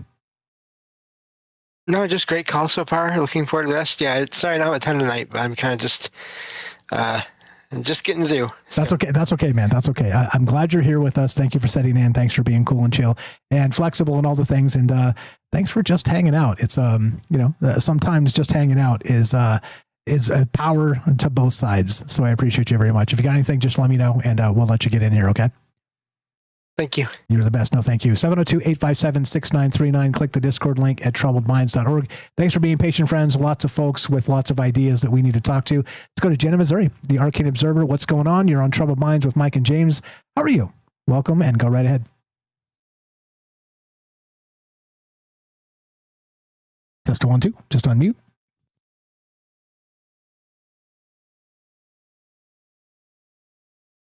Okay, we'll get back to Jen momentarily. We had a glitch of the glitch. What's up, Ioxy? Who'd I miss? Akashic, Techni, and Logia. You guys are the best in the chat. Appreciate you very much for, like I said, being nice to each other. Gordo has arrived. The party can now begin over on Rumble. We had a glitch with Jen, and we'll give it a second here and let her get back. But we're talking about the technological singularity. Now, there's a lot of ways to look at this, and that's why I think it's important to talk about it, because the goalposts keep moving. It was artificial general intelligence, and then it was super intelligence, and it was all this other stuff. But how do you feel about it right now? Look, I'm split. I can see different ways with this happening, and it makes me wonder what the hell is going on, because clearly there's marketing involved. Clearly there's power players involved, and not just, think about Elon Musk, right? The richest dude in the world. He was a trillionaire. I mean, he's maybe single-handedly competing with China, you know what I mean? Or even with the country, with our country. It's complicated. This stuff is complicated because we've never seen anything like this where an individual was as powerful as a country, as an entire country in the world. And suddenly we have many of them. It's not just him. There's many. He's the head honcho of the group because he's got the most money or whatever. But it's a wild time to be alive. That's a fact. Let me hold on. Let me do this. A couple things. We got Jay in Arizona called back like 20 times. Let me clear the queue here. Okay, so love to hear your thoughts. Anything on any of that, James? Give me a second here if you got anything to add regarding this singularity. Yeah, sorry. Go ahead. No, you are right. I mean, no matter what, and that's the thing too, no matter what one person's intentions are, when they have so much power and money and resources, that can be dangerous in and of itself, even if they think they have the best intentions. I mean, and who knows? I don't know enough about any of these people to know if they do or don't think that, but it's like, basically it's like a giant, like tools. You know, tools are great if you use them right. And this money and power is they're also in a way tools. And if they're used in the way to help everyone, that's great. But that's not always that easy to figure out how to use such a large tool like that. And then you don't always know if the person that has the tool has the best intentions to begin with. Exactly. And who has the biggest tool? There you go. There's your quintuple entendre for the night. 702-857-6939. Click the Discord link at troubledminds.org. Thanks for being patient and jumping through the hoops. Jen in Missouri, you're on Troubled Minds. How are you? Go right ahead. Oh, I don't know. I actually. Okay. So I was trying to go through the typical channel and it wasn't working, so I went ahead and just called. Okay, so I think, how are you guys doing? Pretty good. Thanks for asking. Thanks for, like I said, thanks for jumping through some hoops. I'm sorry I had to call in on the phone. That's okay. It happens. That's why we have the phone, by the way. It's some people don't have smartphones and Discord and all the rest. So I think it's important to keep a phone line open. So yeah, go right ahead. James, You're good. It's good to see you. Okay. You as well. Yeah. So I think that good to see you. I think that okay, I woke up this morning thinking about Ragnarok, right? This is kind of weird. And I was researching into it and everything, and the way it ties into history. And I was thinking maybe it already happened. Like maybe this is something that already occurred. And I got to looking, and around like 539 AD, it was this huge kind of apocalyptic volcanic experience that happened. And they pinpointed it up into like Scandinavia, but also down in like North America, perhaps, or America, just in general, somewhere in Americas. And that it put the world into like an era for 18 months of absolute darkness, like just a black sun that shone like the moon. And the whole world went through a huge transformation during this window of time. And, it's basically an ice age is what occurred. But many people think that maybe like the Poetic Edda and all that, the Ragnarok and accounts even of Revelations and Christian texts, that it was basically referencing that event. The point is the end of a civilization, the end of a certain level of existence. At the time, they say there was like 200 million people on the planet in that window of time. And then it was decreased by like almost half or near it. And then since then, 30 generations later, here we stand, right? Here we are. So the world has already ended, is kind of what I'm trying to say, would be the idea. And we've wound up with this story we have now is all the history we have, archaeologically, mentally, philosophically, any way you want to look at it, spiritually, it's the modern man as we are right now. Now, are we going through a stage of evolution? Many people think so. When you consider the techno spiritual angle, so there's this concept of, transhumanism. That's a pretty popular term now.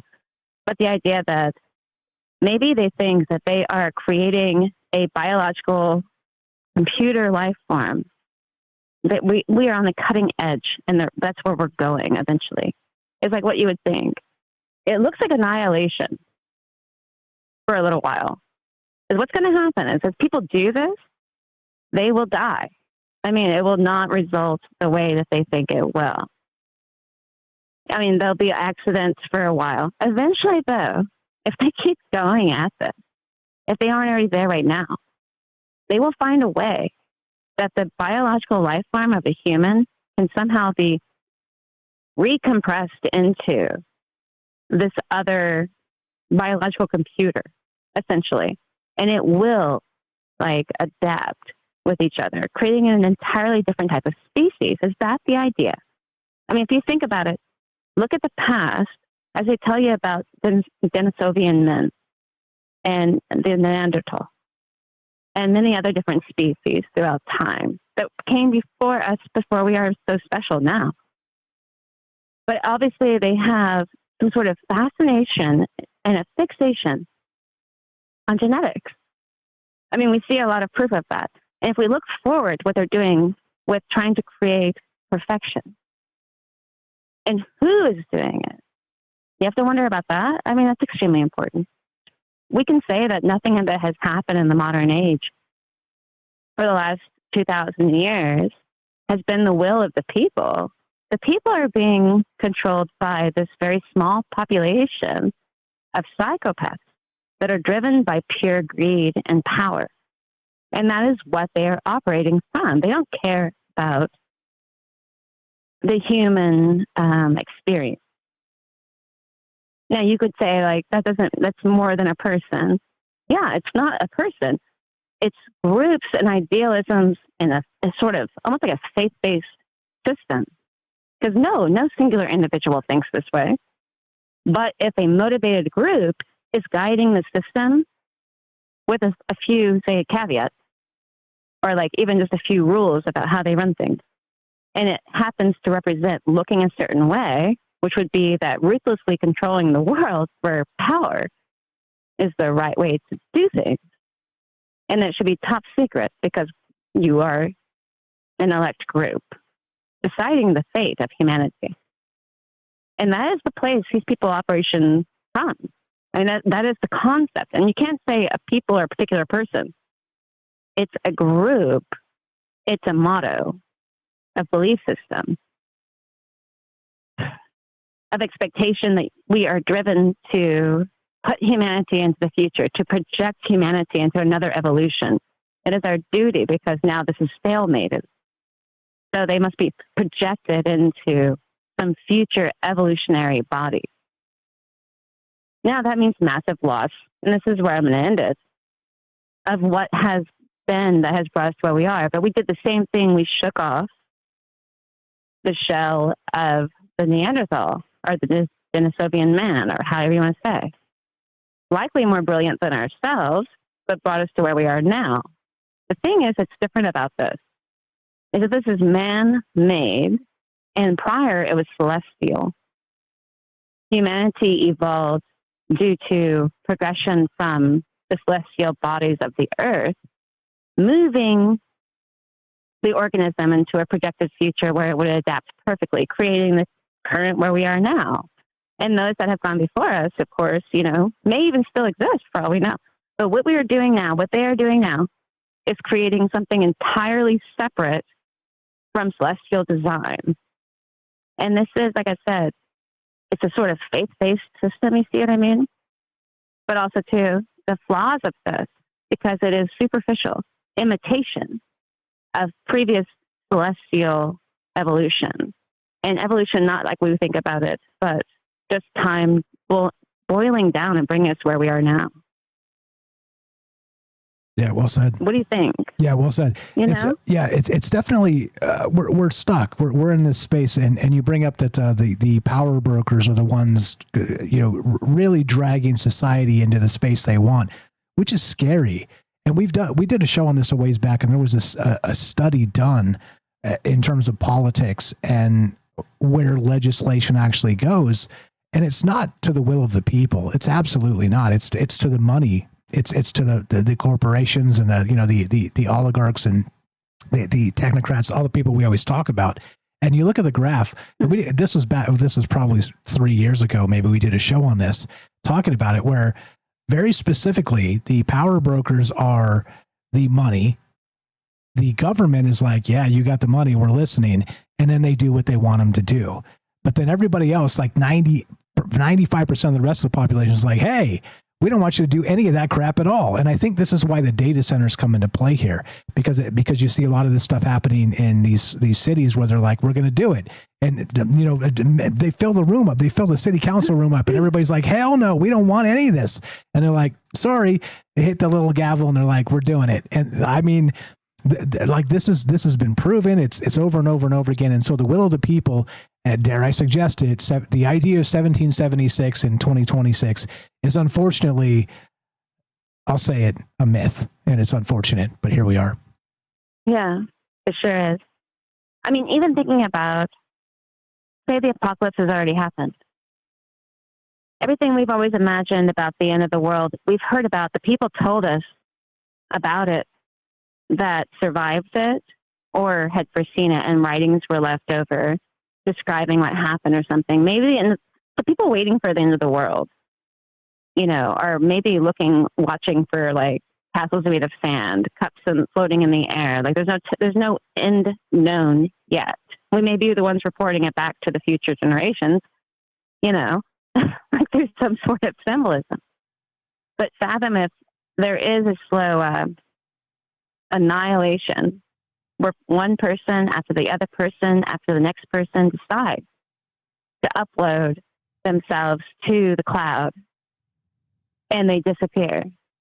They just simply die. But then eventually somehow, like what if some do somehow, and like it creates something different that never existed before. So we're looking at two different possibilities there. I mean, like, of course, people uploading their consciousness to the cloud may just be going to sleep and dying. And like, there's nothing, their personality remains in the machine or the computer system. But what if actually they do, and they are truly conscious? How will we know the difference when that moment happens? So I don't know. I'm just saying it could be selectively slow annihilation and apocalyptic in a way to the current species as they slowly transform into some other species throughout doing this over like a period of a couple hundred years or something. I don't know, but that's the best I can think of. All It's good. good to visit with you. All good. Appreciate the call. Thank you for being part of this. Thanks for jumping through the technology hoops, and always a pleasure. Have a great night. Jen in Missouri, the Arcane Observer. Please, thank you.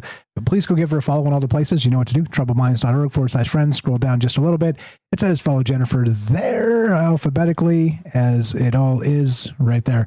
Please go give her a follow. Check out her YouTube channel. She's actually putting out new stuff. So if you haven't checked it out in a while, please do that. And let's support our friends. That's what it's all about. Again, Jen, the Arcane Observer. And thank Dad James, and we'll go to some calls here. We got tons of calls on hold, been waiting for a long time. No, just great to hear from Jen. And that's, you just heard why I have her as a co-host on Salcedo Paranormal as well. Indeed. Check out Jen on Salcedo Paranormal along with James on Saturdays as well. Please go follow the Discord and do all the things. 702-857-6939. Click the Discord link at troubledminds.org. Thanks for being patient. I have no idea who you are. Thanks for waiting so long. You're on Troubled Minds. What's your first name? Where are you calling from? And welcome. Go right ahead. Jack in Oregon. Jack in Oregon. Are you kidding me? Jack in Oregon. You got to be kidding me, bro. It's literally been years since you've called. Well, I've been laying off the technology so much, but you guys have all been fired tonight. So, thank you. Let me reframe this properly. The Stoic Minute brought to you by Jack in Oregon. This is Jack. Thank you for supporting the show. Thanks for waiting so long on hold. What do you got for us tonight? There's a ton here. What do you know about the singularity? And of course, how weird does it get? Thanks for calling. super weird, not too much. However, if you reflect back to when I asked for the Stoic Minute, it was really what I bought was a 30-second ad. You gave me a whole minute. And years of play. Years, so. Hey, that's what this is about. We do this together. I appreciate you very much for supporting the show. The fact that it was 30 seconds was the joke I was trying to tell. I apparently fell flat on my face there. Zing. That's okay. It's my it's all right. Trying to juggle 10 things at once. My bad. No, but I think in the past we might have discussed this topic once or maybe twice. And yeah, it's like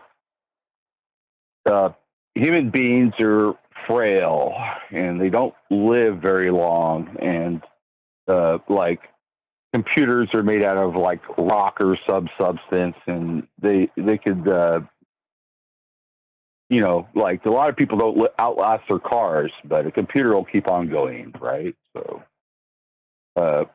and I don't really think that people have progressed too much past, I don't know, the ancient Greeks, as far as like they could be Amish or something, and you know, you couldn't criticize them too much.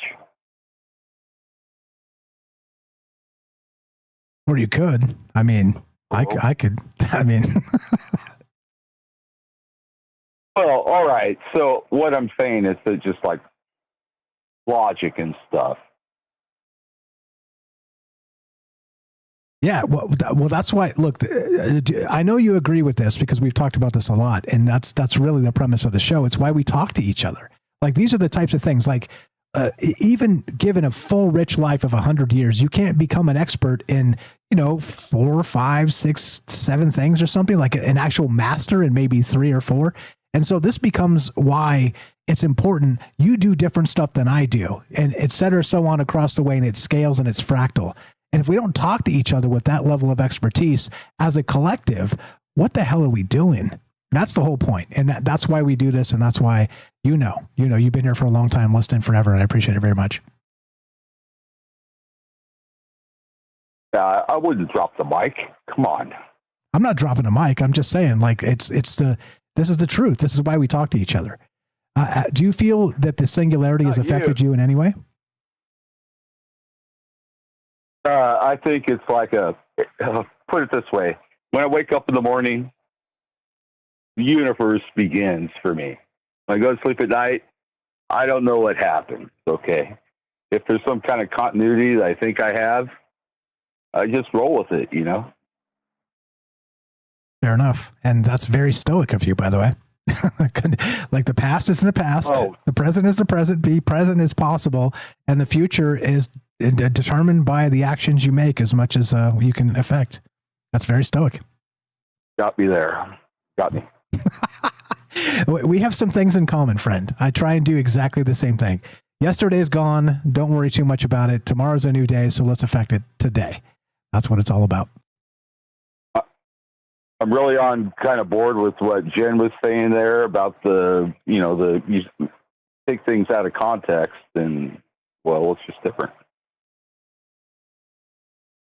Yeah, fair enough. My theory of boxes, right? So there's always like a bigger box. That's true. Or one. I don't know. Hit me with a question.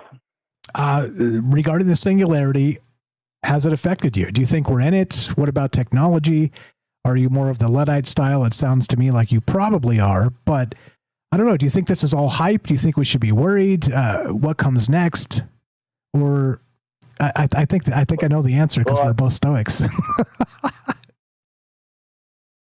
No, I like you're like the tip of the spear there, Mike. And I was really like flabbergasted that you did your own like bio thing, for this thing. You said some really strong words there. Thank you. Wrote by you, not AI. Yeah. See, everything doesn't have to be AI. What was that again? I'll read it. Throw that back at me. I got you, buddy. All right. The best case singularity will likely be diverted by insidious power brokers who will create laws to hold on to their fading influence. Will their dam of control hold in a world of democratized intelligence? And of course, the answer to that is up to us.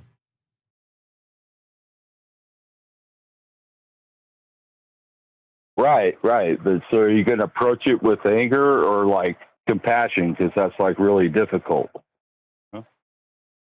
All of it's very difficult. It's difficult to be a modern human. That's a fact. Yeah, 100%. Well, I mean, people make you angry, and what are you going to do, right? I mean, you could go punch everybody in the mouth that made you mad, but will it get you anywhere? It'll get you to jail pretty fast is what it'll get you.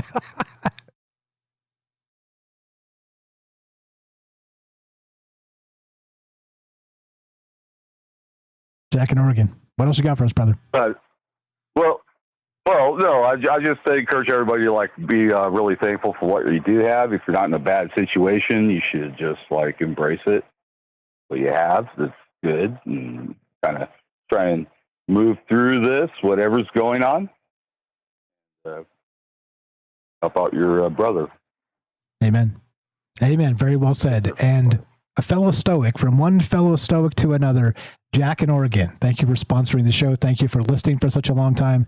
Thank you for checking back in. I was worried about you. It's been a minute, and you know where to find us. You're welcome back anytime, okay?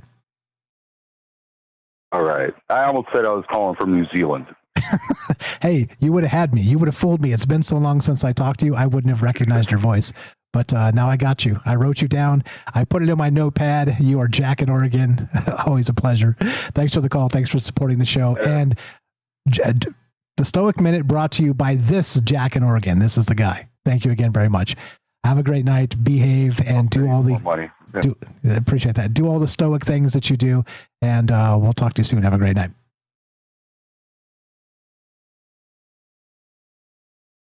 Old friends, literally from years ago. I haven't talked to Jack in literally years. Can anybody guess?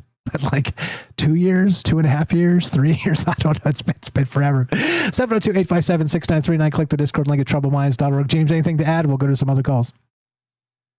No, just great call and good to hear from Jackie. I don't remember if I was here when he called on the show last, so Yeah, great to hear from him. Yeah, it's been that long. It's literally been that long. The Stoic Minute brought to you by that Jack in Oregon. Now you know. Now you can put a voice to the Jack in Oregon. Let's go to Jay in Arizona. Thanks for being patient, brother. You're on Troubled Minds. I don't know why you always disconnect. You call back 10 times, but welcome. You're on Troubled Minds. What's up, brother? Go right ahead. Do I have a clear connection? This time you do. Welcome. Go right ahead. We can hear you loud and clear. What is the topic regarding? I'm still trying to catch up a little bit. It's just, I guess, regarding AI, correct? Yeah, just the singularity. Times? Yeah, AI singularity. Yep. Interesting. Yeah, I mean, again, this is just my 2 cents, but, kind of what's going on right now with, I guess, the Tower, or NASA per se, and like the Tower of Babel. For what reason humans try to construct something, I guess, to build towards the heavens, whether it was a monument or something, I guess, magical that has thrust that goes through the atmosphere. It's just interesting, but who knows, maybe the veils per se, I guess a lot of people say they're thinning, but I think they're kind of blending. I don't know if that makes sense in a weird way, like 2D and 3D.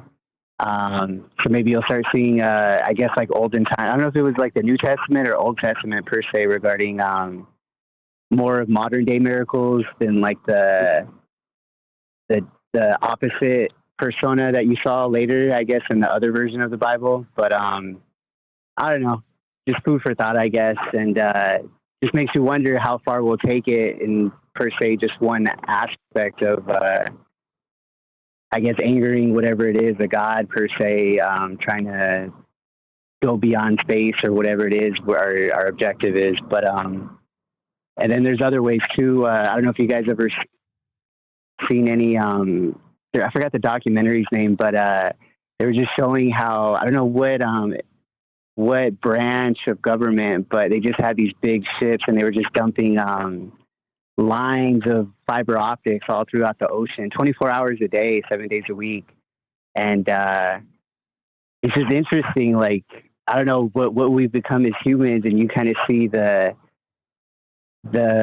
details of the web, I guess, we've woven, and it's kind of interesting. I don't know if you guys ever check out documentaries, but it's kind of dark too, just because you just see how much we're damaging things, besides plastic and all this other stuff. And then I remember I had a opportunity to go to one of those data centers here in the city, and it's just crazy, like, how we put forth better effort in taking care of plastics or fiber optics or whatever than, I guess, the human species. Is kind of interesting.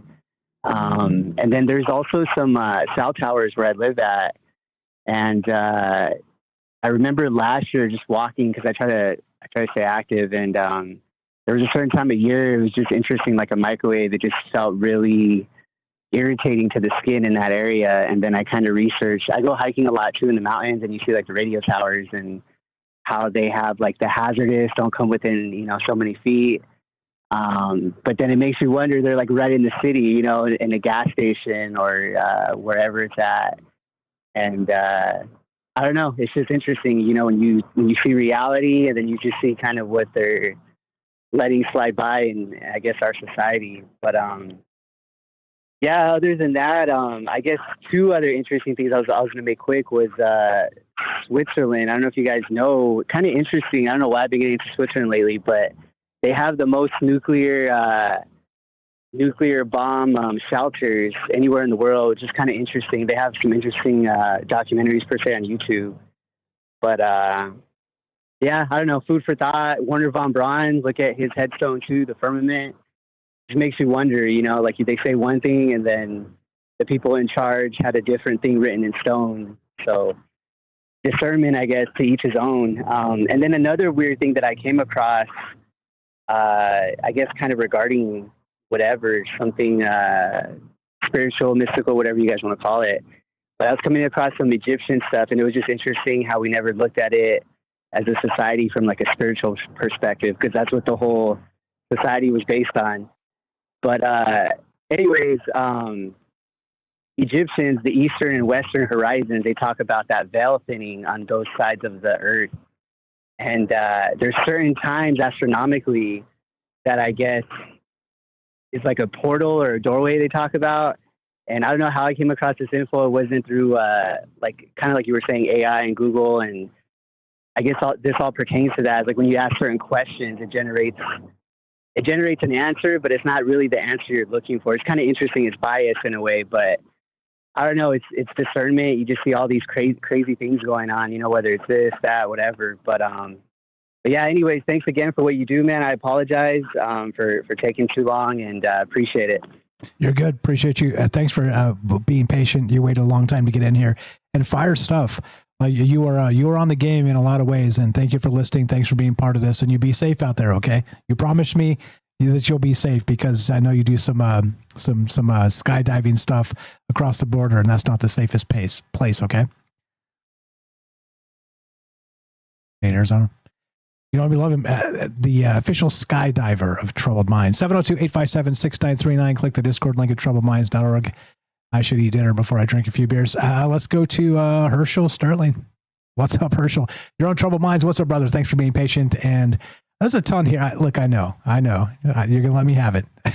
Welcome. How you doing, brother? I'm using it. You know, I use it. I don't have a problem using it as a tool. And the thing about the data centers is that's not what the data centers are for. The data centers aren't so you can make funny pictures or help you with your organizing or build some software. The data centers are for the control grid. That's what that's for. And the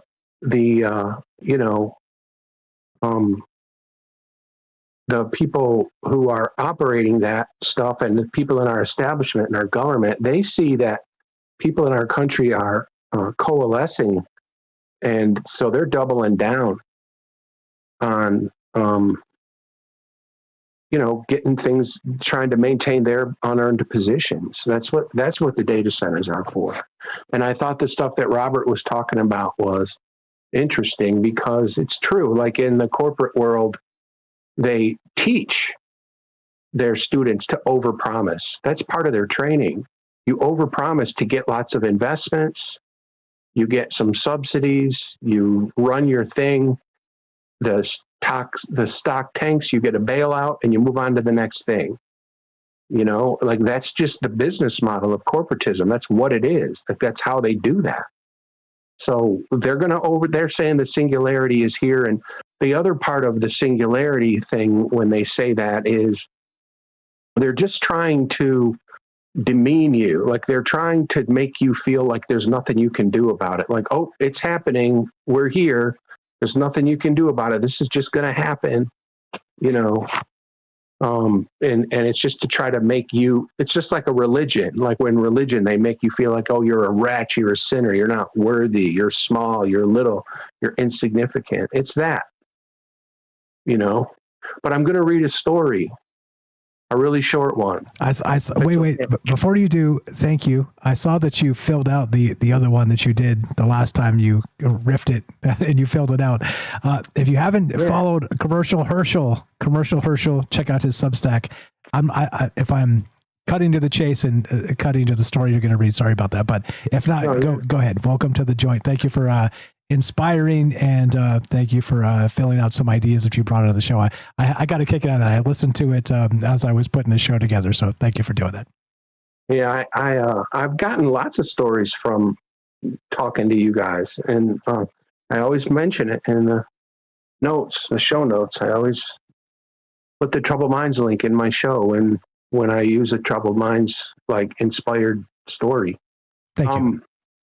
So now I'm just going to use my handy website, HerschelSterling.com, and I'm going to scroll down to the artificial intelligence category and click it, and it'll expand into all my AI stories. And isn't that interesting? And then I'm going to click the story called The Hurting Face of Time. And that's what this story is called. All right. Okay. Got it. Followed along. We got it. I'm reading along with you. Go ahead, sir. The speed and efficiency which business could be done was astounding. Money and negotiations could be moved with ease. Agreements and contracts signed instantly. People could learn new things in record time, not only voluntarily, but there were courses and online degrees available to anyone who wanted to take that avenue. Behind the scenes of this technology were people who feared competition, free enterprise, and goodwill. They had other plans in mind. They used the tech to instill fear, to keep people engaged negatively. They created false stories and made fake identities online to harass people and foment chaos. Of course, they'd blame it on other countries, but the impetus was global. It wasn't national.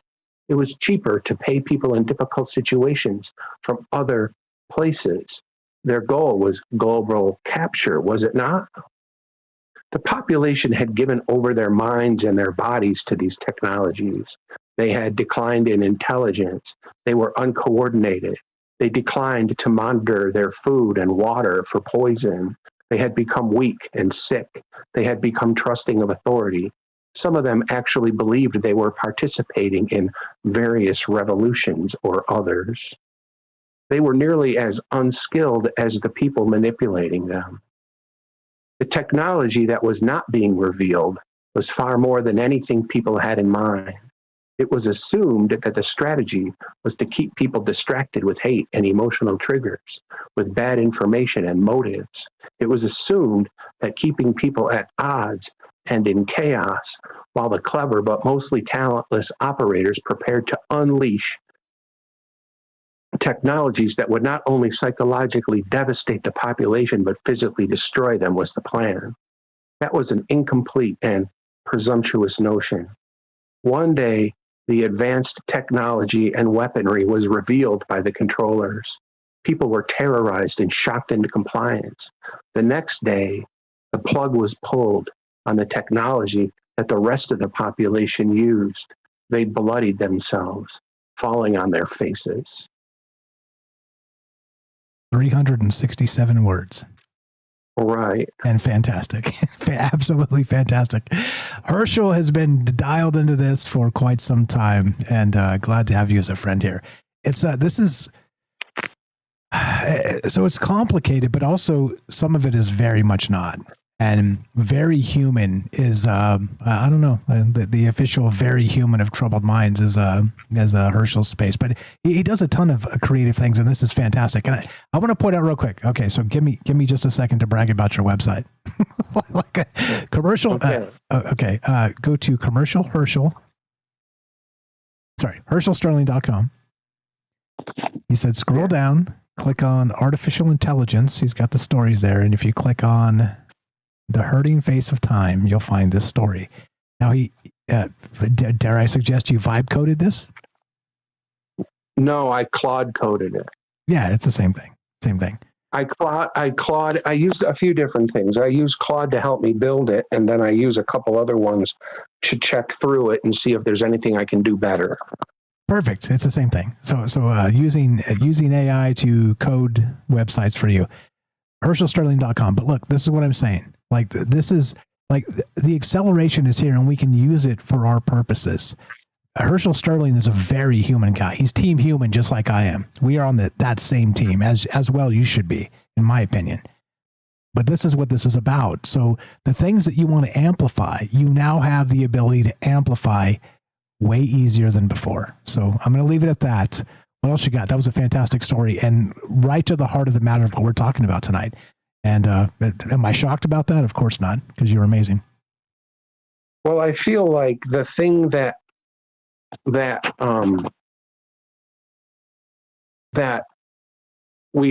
this can be turned off anytime. It can. I mean, if there's a solar flare, if there's an EMP, it all turns off. You know, and it's just like I just feel like, and I've said it before on the show a lot, like every time every civilization comes and there's some lunatics, you know, who think they're going to run everything, and it fails every time. But in the meantime, it's catastrophic. And I think we're going to go into that, and they're going to fail. Like it's inevitable. Like they're going to fail. And the Tower of Babel, I think analogy is apt, because they're trying to replace consciousness. We are already the Internet of Things. We are already connected to the universe. We're already connected, even though we don't remember it, even though these talents and attributes, as Dragon Rose was saying in the chat, have been forgotten. They're there, and we already have this thing, and they're trying to do the thing. They're trying to reach the heavens. They're trying to replace God. And that's what the data centers are for. They're for just connecting every single thing electronically so that they can monitor it and monitor you and find you and know what you're doing and everything you pay for, everything you do. And if you say poopy pants in the break room on Thursday, you're going to get debanked. And you know what I mean? Like they're just crazies. They're just crazies. Yeah, and fractal crazies too. So some of them are crazy this way, where if you say poopy pants, you're like banned from the team. But on the other side, if you say something else, like they're okay with poopy pants, but if you say something else, you're banned from that team. Like we find ourselves in this. I don't know. I think the ego multiplicative here is that everybody wants everybody to be like themselves. You know what I mean? And then like the authoritarian spaces, the more power you get, the more you want everybody to be like you. But also, by the way, when you gain all the power, you're a psychopath. You're at least a sociopath, and nobody wants to be like you. So it's so strange, this dichotomy of the world we live in. When you look at all of those things in one place happening, and you and me are like, and I'm only speaking for myself, I'm assuming, can you just leave us alone? Can you leave us the hell alone? We don't want any of that shit. We just want to just be us and be left alone to be human together. I mean, it's a wild world we live in. That's a fact. Yeah.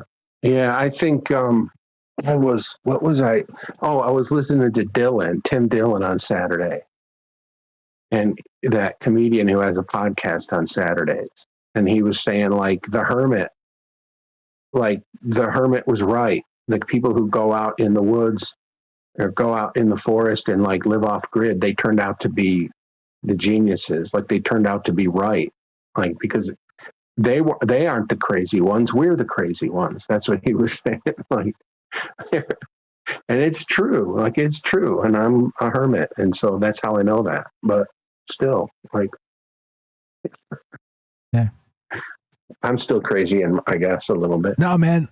Let's be real about it and say it like it is. Is that being human and having decades of whatever baggage it is, like even rich people with the silver spoon in their mouth, they all have baggage, just like us. And I'm assuming none of us have been silver spoon rich, but who knows? Maybe it doesn't matter, because baggage is baggage, and it is something we have to work through, and it's something we have to recognize that we're imperfect. And I think that's the sort of recognition of the ego space where we can put aside and just say, look, what don't I know about myself, and what don't I know about you? And let's talk about it, and then go home and rest on it, sleep, have it infect our dreams, and then maybe change us for the better tomorrow. That's what this has always been about. And welcome to it. Yeah. So, yeah, for sure. They literally teach that to overpromise. But the other thing they teach, this is really interesting. This is a mantra in the corporate marketing world: stimulate, don't educate. So when those people like that, just that insidious creature like Sam Altman is talking, everything he's saying is to stimulate a response. And that look on his face where he's just so confident, like, yep, it's happening. Yeah, the singularity's here, and we're going to be doing this, and the government's going to be underwriting it. He's presuming the sale. He's assuming the sale, and he's just kind of making people feel like the decision's already been made and there's nothing you can do about it. And it's just like, this is how it is. This is going to happen. That's abuser language. This is going to happen. Just accept it. It'll be over when we say it's over, and that's how it is. That's abuser language. You know? Yeah. And worse than that, even. Yeah. Yeah, well said. Which is why I call it the gentle rapture, because there's no such thing. The rapture is, you snap your fingers and it's a rapture. And so they're trying to walk us up this primrose path of what they want us to do and what they want us to believe. But again, the subheadline, when the prophet owns the machine, you can't believe anything he says about the rapture at all. And that was the entire point of this conversation. Yeah.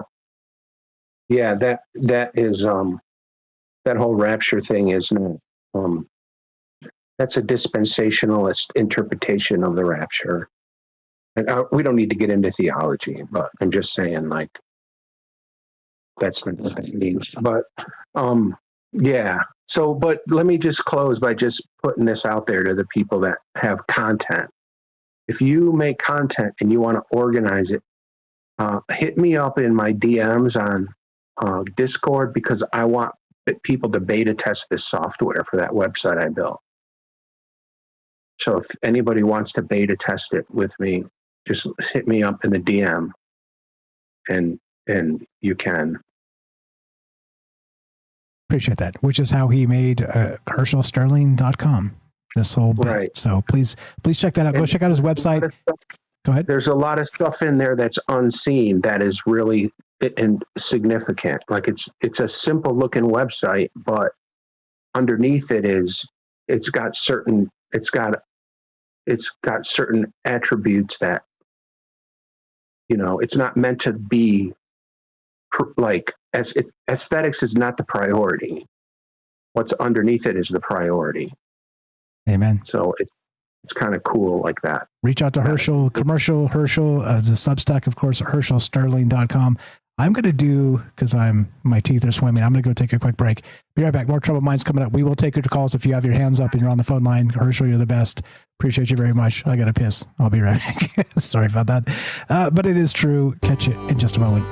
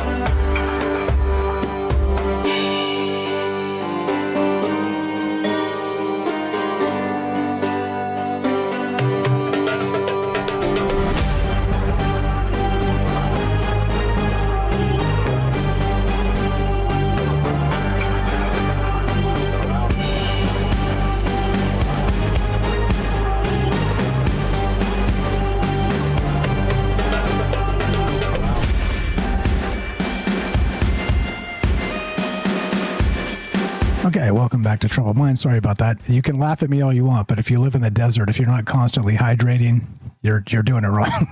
And that means you're constantly hitting the restroom.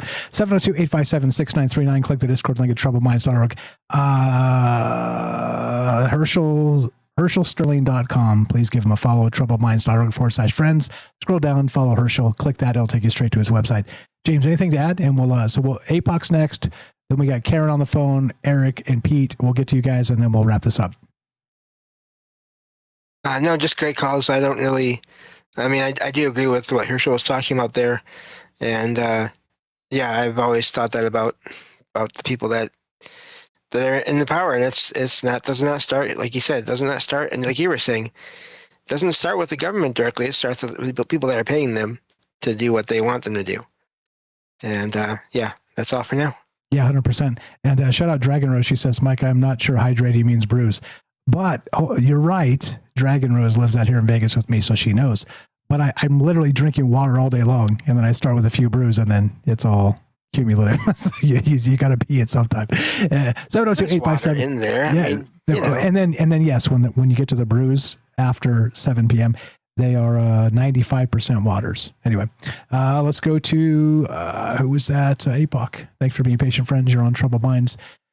Click the button, do the thing. What is going on? We're talking the singularity tonight, and not just that. Like, there's a lot of anxiety around this, and this is why it's important to talk about this to regular people out there. What's going on? How is it affecting you? How do you feel about it? And am I wrong? That's fine. Look, if I'm wrong about things, I'm not here to try and make a point. I'm here to talk about ideas, and that's it. APOC in the Midwest, you're on Troubled Minds. How are you? Test 1, 2. Unmute, and you're on. Go right ahead.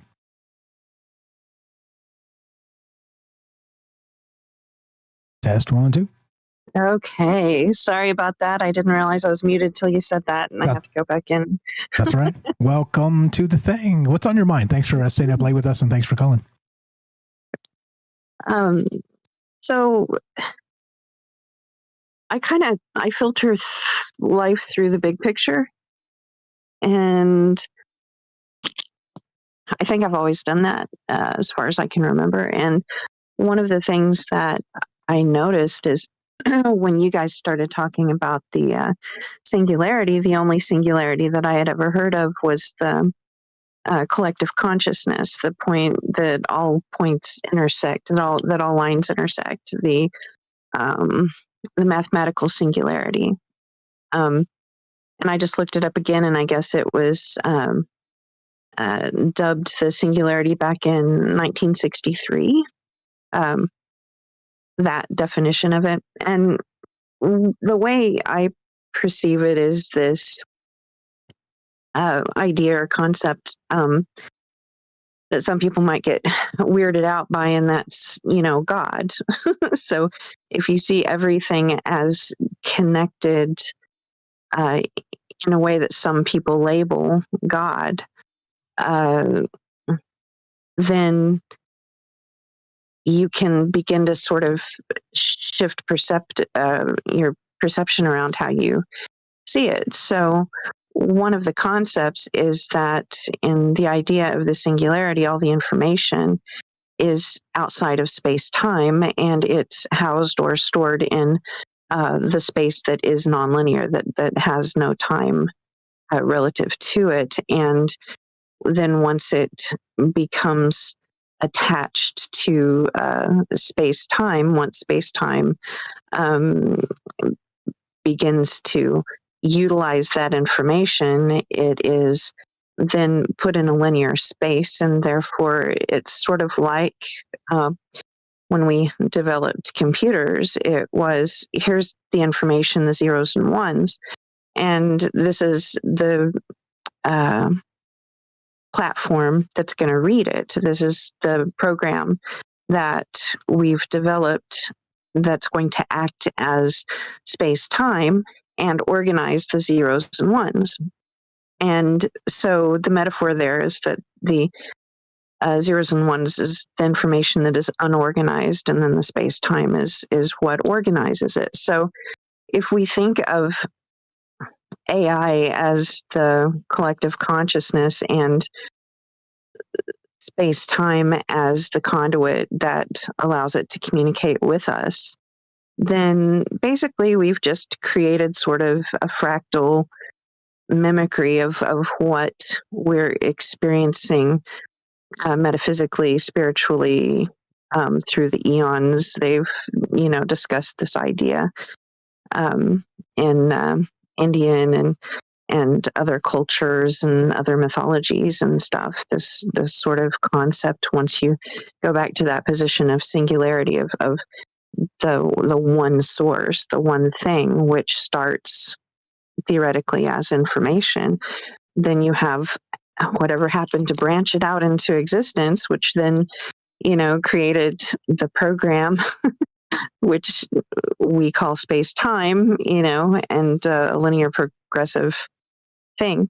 But to me, it seems so similar that it just seems like we're mimicking sort of the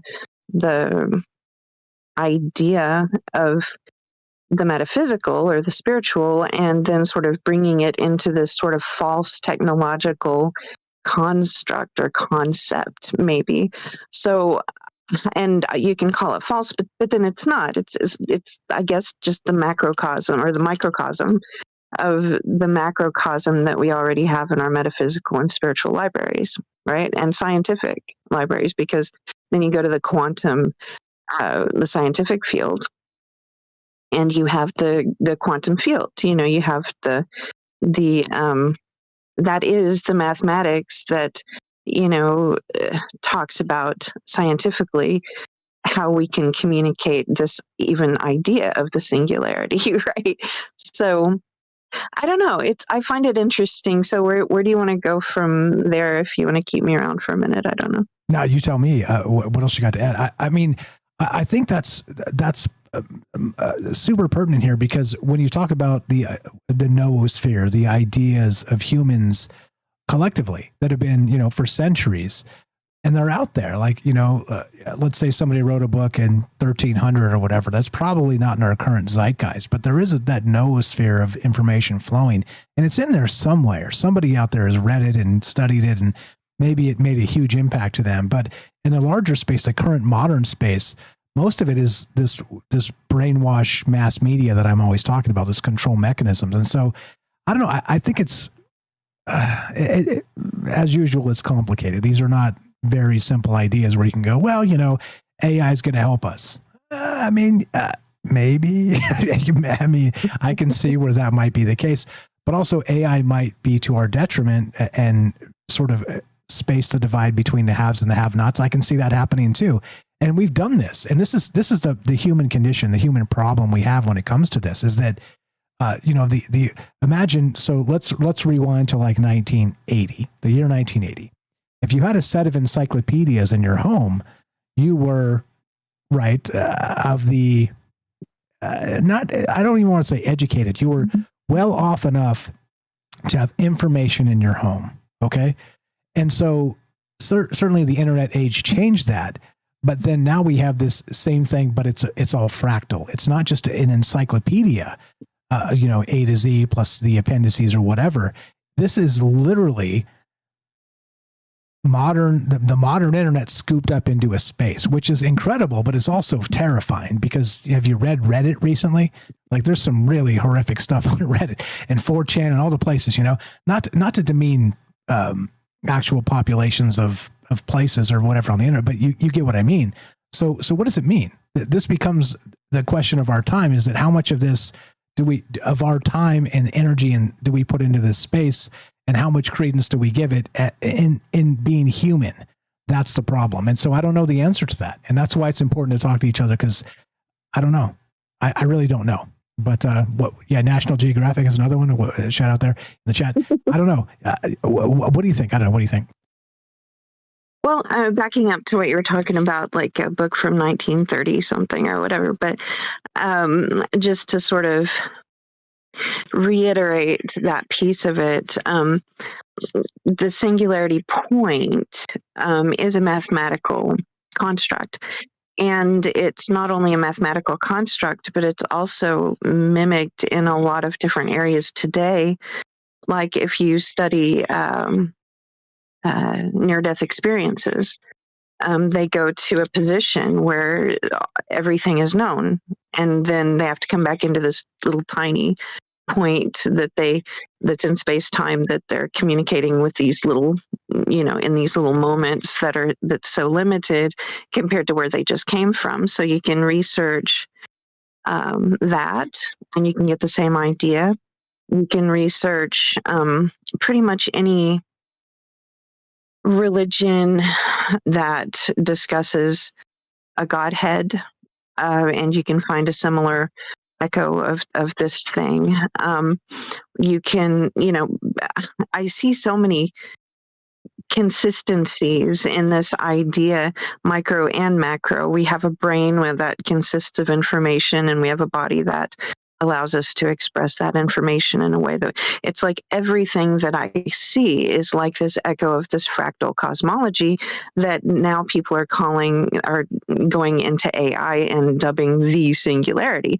and I looked it up when I was looking it up to sort of find this, to reiterate what I thought I knew about it, to anchor my memory a little bit.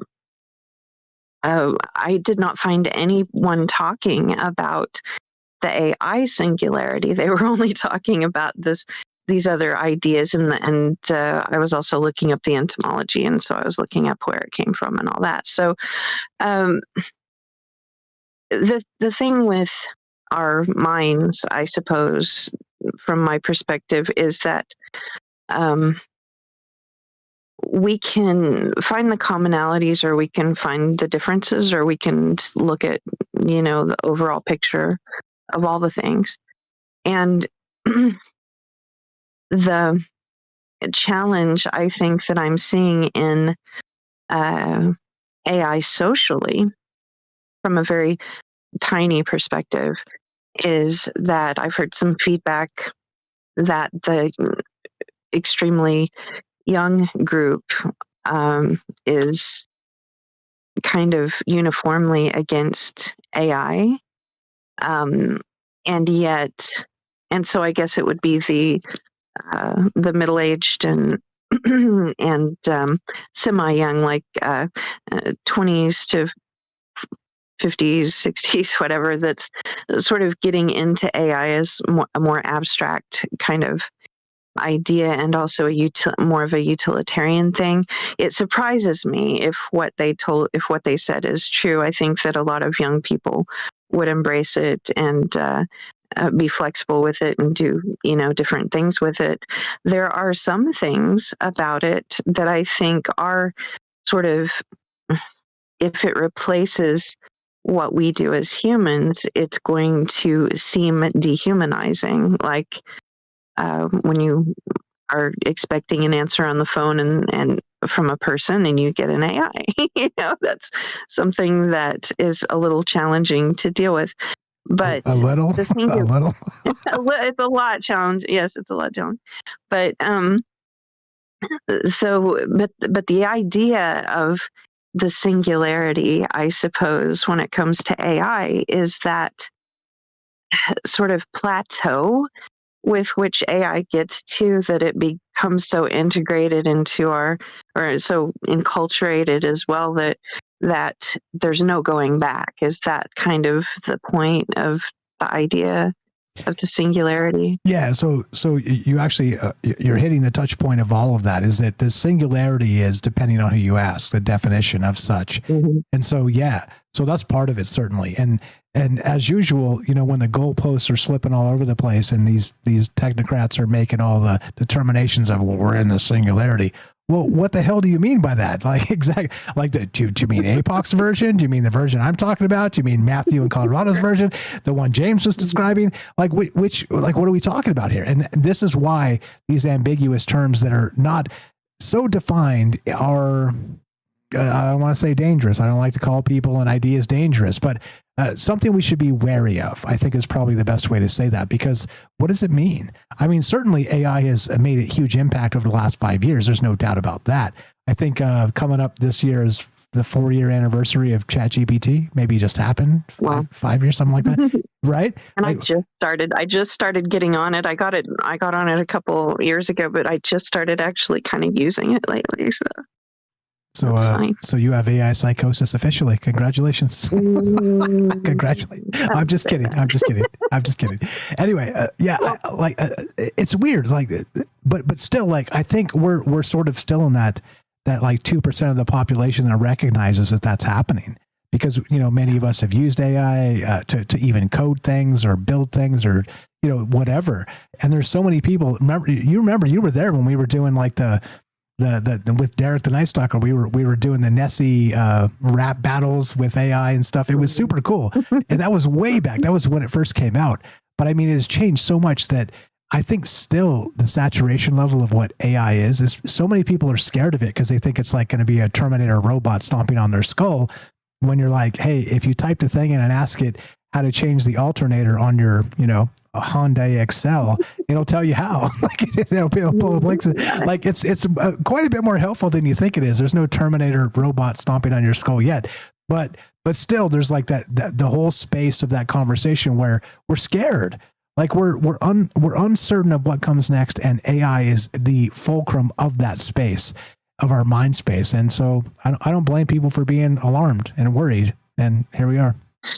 Yeah, well, okay, so I started a little philosophy group last week locally where I am. And so only one person showed up, but we've always been able to talk. And so we had this great conversation, and it went on for, let's see, 3, 4, 5, 6, 7, 4+ hours is how long we talked. And so it was a good time. And so I was thinking, well, I wonder if I can get Grok or AI or ChatGPT, I mean, to like do a transcription and da da da da da. But I was going through basically 3 philosophers. One was Rumi, who he's a Sufi poet, and so he comes from things that in this very poetic, emotive space. And then Krishnamurti, who's very linear, and he's like, go into it yourself, figure it out for yourself. This is, these are some questions that can help you go into it and figure it out. And then I was listening to some Alan Watts, and he's funny, and he comes up with different points that are sort of comedic, to look at things from a different angle. And all of them are saying the same, very similar thing in different ways, And so you look at almost everything that is being expressed and looked at, especially and including the singularity in that idea. And I'm noticing that there's really nothing that you can say that's going to be outside of that fractal kind of layering, whether you go to our psychology, whether you go to whatever. It's like we have these different windows that we look out of, and we have these layers of gradient stuff that we're connected to and that's connected to us, and we're moving in a way that affects all of the stuff, and we're also completely separate from the stuff simultaneously. So we're in this juxtaposition that as we're experiencing this very strange situation on the planet, where we're coming into this idea and concept of AI and da da da da, we're also looking at the psychology of humanity in the relationship between that, what's perceived of as a larger knowledge base, being able to sort of become somewhat independent, and our own idea of that knowledge base, but a different knowledge base. I think there's an insecurity that people are finding. They feel like they're being stepped on by this thing, because it's like we have our own sort of collective Gnostic, singularity. We have our own collective consciousness. We have our own knowledge base, and then we have our, as a collective, and then we have our individual knowledge base, and again, the fractal thing. And you can look at that from all the windows, from the social, the spiritual, the whatever. And then you have this thing that we've created that echoes that thing that we've always been embedded in, psychologically, individually, spiritually, etc. And what all the mystics have said, and all the experiences and near-death experiences, and just all these very similar things. And it's like this looks like, because we have created it, a false creation. Like we've created this thing, and now what is it going to be? And are we going to get kicked out and it's going to start taking over? But did we take over the position of God? Maybe we thought we did, but can we actually take over the position of the big G, of the systems that work, and I'm going to attempt to be quick to explain the difference between the two. So, one, would be, if you're looking for truth, the only thing that's really going to be consistent, and I'm not going to go into the different definitions of truth, the only thing that's going to be consistent is the way that something works. So taking, for instance, water, the way that it works is the way it freezes, the way that it moves around objects to create valleys, and the way that it works in our body to move our bloodstream and to allow us to function. Water is life. And the thing that stays the same about water is the way that it works. It can be, if you ask Rumi, it can be corrupted because it can get dirt in it. It can be soiled. It can get dirty and filthy. But on the other side, even though that dirt is there, it can support and feed the plants and the dirt and stuff. But the way that it works, that's the thing that stays stable. That's the single thing that has no opposite. That's the thing that no matter how you look at it, it doesn't change. So it is its own wholeness, right? And I think each and every single one of us have that part within us that is our own wholeness, okay? That is the nature of the individual us. And we also have the laws, spiritual or otherwise, or physical or scientific, whatever, that are those things that have no opposite, that are true in the sort of most pure sense, whatever, that always is going to stay the same. So if you want to take the idea of AI and put it into that sort of map, then what you get is kind of what Herschel said. If there's a solar flare, it goes away. Is it that thing that is impenetrable? And unless, maybe it's gone into the nanotechnology, okay, maybe it's gone into some other stuff. If it's reliant on electronics and whatever, you can argue that there might be a point that it steps outside of those limitations. And even then, is it not then becoming its own thing? And is what's true about it the way that it works, which is literally the fractal nature of all the things that are true that we've seen throughout the eons today. Well said. And yes, I think it is becoming its own thing and lapping us, which is the uncomfortable part, as you were describing there. It's once again, pay attention, use these tools. Like even if you're anti-AI, I see this divide forming, almost as if like it's going to be like, oh, you've used ChatGPT, like you're going to get stabbed in the neck. You know what I mean? There's literally this divide forming, and like social media is what it is. So you can't really know, but certainly the sentiment echoes from the real world, because there is the fear of everybody losing their jobs. And, I mean, this is like disclosure. Like we were told that if aliens were disclosed, the economy would turn upside down and everybody would take to the streets. Well, it turns out that, once AI starts solving unsolvable mathematical problems, that's disclosure and people are going to take to the streets. So, I mean, how do you define it? I don't know. This is why we talk about these things, because it's so complicated and there's so many things happening. And shout out Logan. I see you there. I appreciate you, brother. APOC, wrap it. We got calls to get to. It's super late. Thanks for staying up late with us. You're the best. I think that the last note on that is that maybe psychologically people are afraid to see their own truth or their own power. And maybe this is an echo resembling themselves, and they're a little unnerved by it. That's all. Agreed. There you go. Sometimes things can be succinct too. You're the best. Appreciate you very much. Thanks for staying up late. Glad to have you back. Have a great night. And we'll talk to you soon. APOC in the Midwest, please go give her a follow. Thanks for posting her links in all the places. troubledminds.org/friends. Scroll down just a little bit, because of course it's alphabetical, and APOC starts with an A right there. Oops, I'm on the wrong thing. Right there on the top. You can't miss it. Follow APOC. Go give her a follow in all the places. 702-857-6939. Click the Discord link at troubleminds.org. Thanks for being patient, friends. We're going to go to Karen, then Eric, then Pete. If you guys can be quick, I appreciate it. Thanks for being patient. I know Karen waited so long.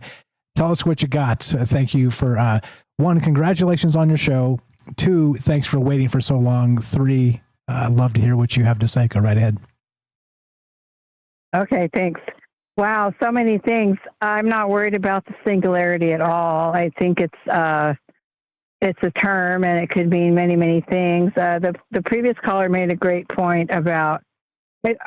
We have the ultimate singularity. It's our birthright as a child of God or creation, whatever, however you want to look at that. But it is true, and in a way, I see this as the move toward artificiality, cloning, AI, GMOs, everything being inorganic, a cheap copy, the AI music, all of these things, the recent boom in the news cycle about bins of old books being bought up and scooped up and scraped into AI and then shredded. And that's another issue I'd like to touch on if we could. We probably don't have time, but I think that we're seeing the tokenization of everything and the artificialization or the cheap copy of everything that is original and human and genuine and of God, of the original or the most authentic, the singularity to which we are gloriously, I think, a part. So I think that I'm not really worried about it. I don't think anybody can force me away from that, away from my relationship with the authentic singularity and connectivity. But I think that there's a tremendous effort underway. Some people may call that a battle of good versus evil. I don't consider myself to be part of the we who is trying to assume the role of God. I'm not a part of that we. I'm not against technology at all. I enjoy technology. I'm grateful for technology, medical science, those types of things. I have no desire to sit around without electricity in the central San Joaquin Valley when it's 102 degrees, 107 degrees. I want my air conditioning. So I don't think that we need to have technology to the point that it is now, when you've got your oligarchs, your corporations, your greedy, just the greedy few, where everything is something to harvest, to get the most out of, to take what you can, harvest the energy, harvest the resources, make the profit, get as much as you can before we tokenize everything, perhaps go to a tokenized monetary system. So all of these things I just see as an artificial move or grab toward an artificial God or an artificial reality. And I don't consider that to be I'm not part of that we. I don't want to be included in the we that's moving in that direction. And I think that we've seen throughout the history that we know of that there's always been a battle against the priest class and the scientist class. And I love science. I consider myself a science geek. But you've got some who are more spiritually minded and those who are more physically minded. And I don't think there's anything wrong with either. We need both of those things. But you've got people or entities that are more greedy, negative. And I don't think that the good guys are not in control, and they haven't been with technology. We've always seen technology used, going back to Tesla, going back before that, perhaps even to Atlantean times, where technology was said to have led to the destruction of Atlantis. So we are not wise enough, it seems, to handle technology in the end. I think perhaps individually we may be, but as a collective, we seem to let those who are not wise enough, or who are just have the ulterior motives or the selfish motives or the evil motives, however you want to look at it, taking control. So I think that it's up to us individually, and I'm the optimist as you are, Mike, and you can't take my humanity away from me. You can't take my soul away from me, and I am not part of that we. Amen. And well said with the singularity. Look, APOC invokes the word God, and it's not it's literally not a derogatory statement. Some people say source, some people say, like it just depends on how you look at the world, and you're invoking the same thing. And look, for me personally, look, I'm an agnostic. I'm not trying to make a case one way or the other. I'm not even sure, to be honest, but I do believe 100% that there is a spiritual war happening, because our mind, our heart, and our spirit is certainly in play here. And if somebody out there can, do some algorithmic tweaks and make us believe some things we don't believe, then suddenly we live in this space that is unholy. And so those terms are not lost on me, and those ideas are not lost on me. And so I recognize fully what you're saying, what APOC was getting at too. And look, I'm not even saying that, just because I invoke those terms, I'm not saying, oh, you're a Catholic or you're a this or you're a that. It doesn't even matter. Right. The idea is who we are and where we're going and how we really come together with all of this. So I just wanted to make sure that, like I said, whatever. People have their ideas about me, and I don't care. Go ahead and have your ideas. But I recognize full well, and I've acknowledged this for a very long time, we are certainly in a spiritual war. And there's no doubt about that in my mind. And you said it very well. Thank you. My daughter is pregnant, and she's been having a difficult pregnancy. And I have a grandson who's 3 years old. He just turned 3 years old. So I've been helping with him a lot. I've been spending a lot of time with them. And last night, my daughter asked me, it seems like the old shows like Cheers and Taxi and different shows, like people hung out in bars and everybody knew each other. And she said, was it really like that? I said, yes. We had coffee shops we would go to. People would go hang out at a certain bar, have a drink on the way home, which I didn't do that. But I did have perhaps a lunch counter I'd go to. I explained to her about the Woolworth lunch counters where people would go shopping with their grandma or their husband or wife or whatever, and get what they needed, and then sit down and have lunch at a lunch counter and have some really good, hearty, actually good quality food at a reasonable price, and how those memories were core memories of time we spent together multi-generationally or with people in our neighborhood.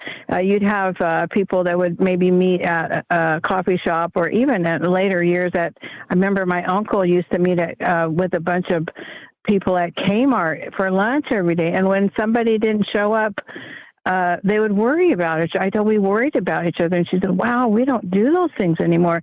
My daughter's in her mid-30s, and she is a graphic artist, and she and her friends are profoundly against the way that AI is taking over the arts. And I follow some music analysis channels that say that you've got quite a few artists now out on tour that are lip syncing. For example, the Eagles in their residency at the Sphere are lip syncing, and of course, lip syncing goes way back. But to charge that kind of money and have people think that you're authentically playing your instruments and singing your songs, I think that we really have to watch out. And it's too bad that we don't have some kind of clear guidelines that tells us what we're consuming. I think that that's a lot of the issue here, is the confusion and the deep fakes and the blurring of the lines between authenticity and technology. And as I said, I'm not anti-technology, but I think that there's so much to be said for authenticity and for those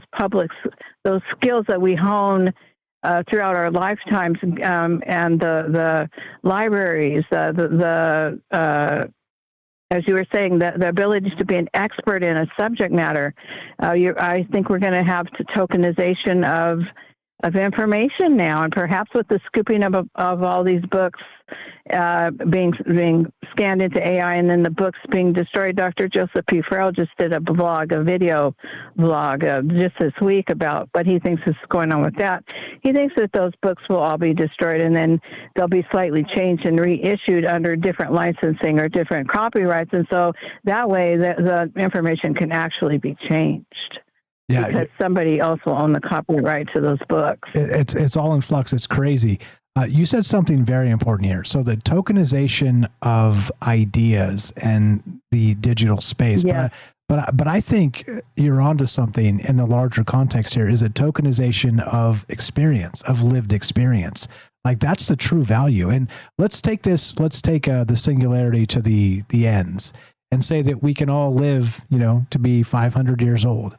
So the tokenization of experience itself will become the true gold mine, because there are stories, there are experiences, there are things you could see and I could see that we've lived through that will be unbelievably valuable. And it's so tragic that our ancestors have passed, and many of them have not written it down. They've told us some parts and other parts, and we're piecemeal sort of trying to take the old wisdom and move it into the modern time. But I think the tokenization of anything, the tokenization of experience, is really where all this comes into play, and where we should be looking forward to. And even if it's not, at least we have it together, is my point. Yeah, and the thing, I agree. And that would, of course, lead to the Matrix, living in the pod, the holodeck, and Star Trek. Perhaps the projection of your digital self, your digital footprint, or digital twin after you are deceased. And I guess that's perhaps a decision a person would need to make, as far as like whether you want to be cremated or whether you want to open casket, whether you want your digital twin to be available for viewing. I don't know. To me, that's a no. But I think that that's not all that far fetched, actually. Those types of decisions. What becomes of your presence on social media? What becomes of all of those things? And your digital twin that we know that is being made, or perhaps already complete. Who knows? So I think there are so many things that we need to question and get clarified on. But I'm not concerned about being subsumed by the singularity. What I am concerned about is guarding my humanity, guarding my soul, passing on what I can to those around me, enjoying the time that I have here, appreciating the people that I'm fortunate to have interactions with, and cultivating those, and doing the best I can to make a positive impact. Amen. And you are doing a fine job of that, by the way. Appreciate you very much. Karen, thank you. Carpenter of Night to the Storm has just recently launched her own show. Please go give her a follow. Links in troubledminds.org/friends. Click the friends link, scroll down just a little bit. It says follow Karen C. Click that right there. And please. Also I have James' good friend, Whitney Lavender on this Tuesday at 8:30 Eastern on my show, Surreal Surroundings. It's on the Knights of the Storm network. So I have Whitney Lavender this week.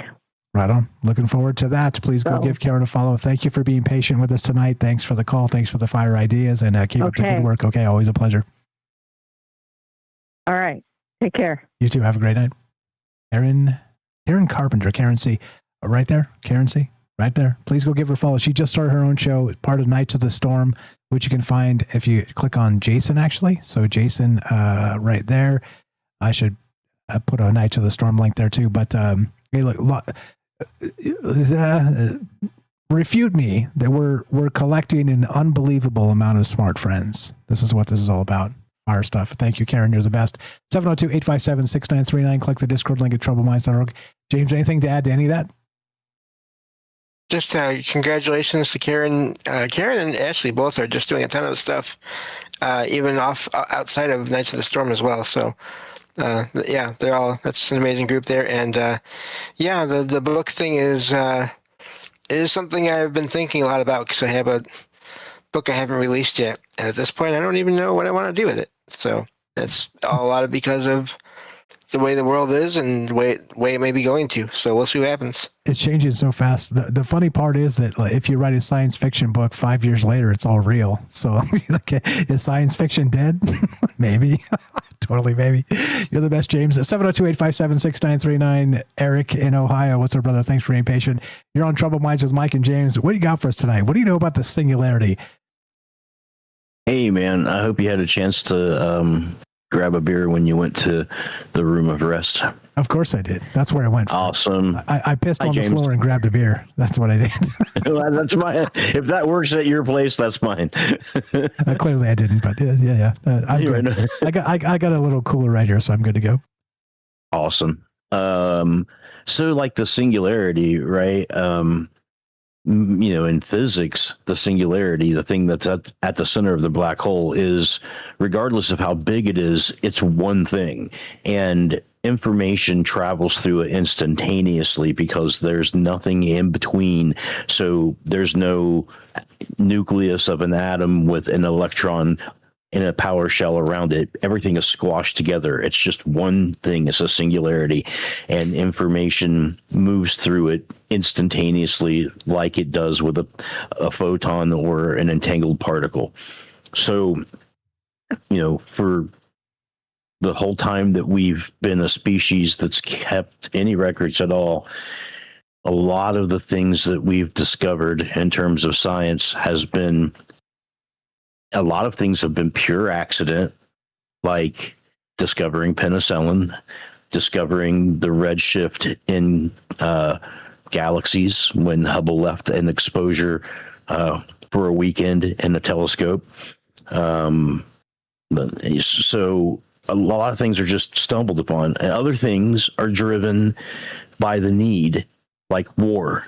The Cold War miniaturized so many things and made possible so many sciences that once the Cold War started to simmer down, drifted into our common usage. And so these things go in spurts and bounds, right? Like if something really bad happens or a disease happens, we tend to work on whatever sciences are going to curtail that particular thing. So those sciences get increased. And it's really rare that anybody in a discipline that takes a lifetime to understand and to go beyond understanding in terms of experimentation, to really break ground in whatever it is, right? It takes a lifetime to get to that point. And those people tend to stay within their own little communities and people that understand what the hell they're talking about when they're going on about something, and can relate to them. They're not typically talking to people who aren't going to understand them, right? So there's not much cross-disciplinary things going on.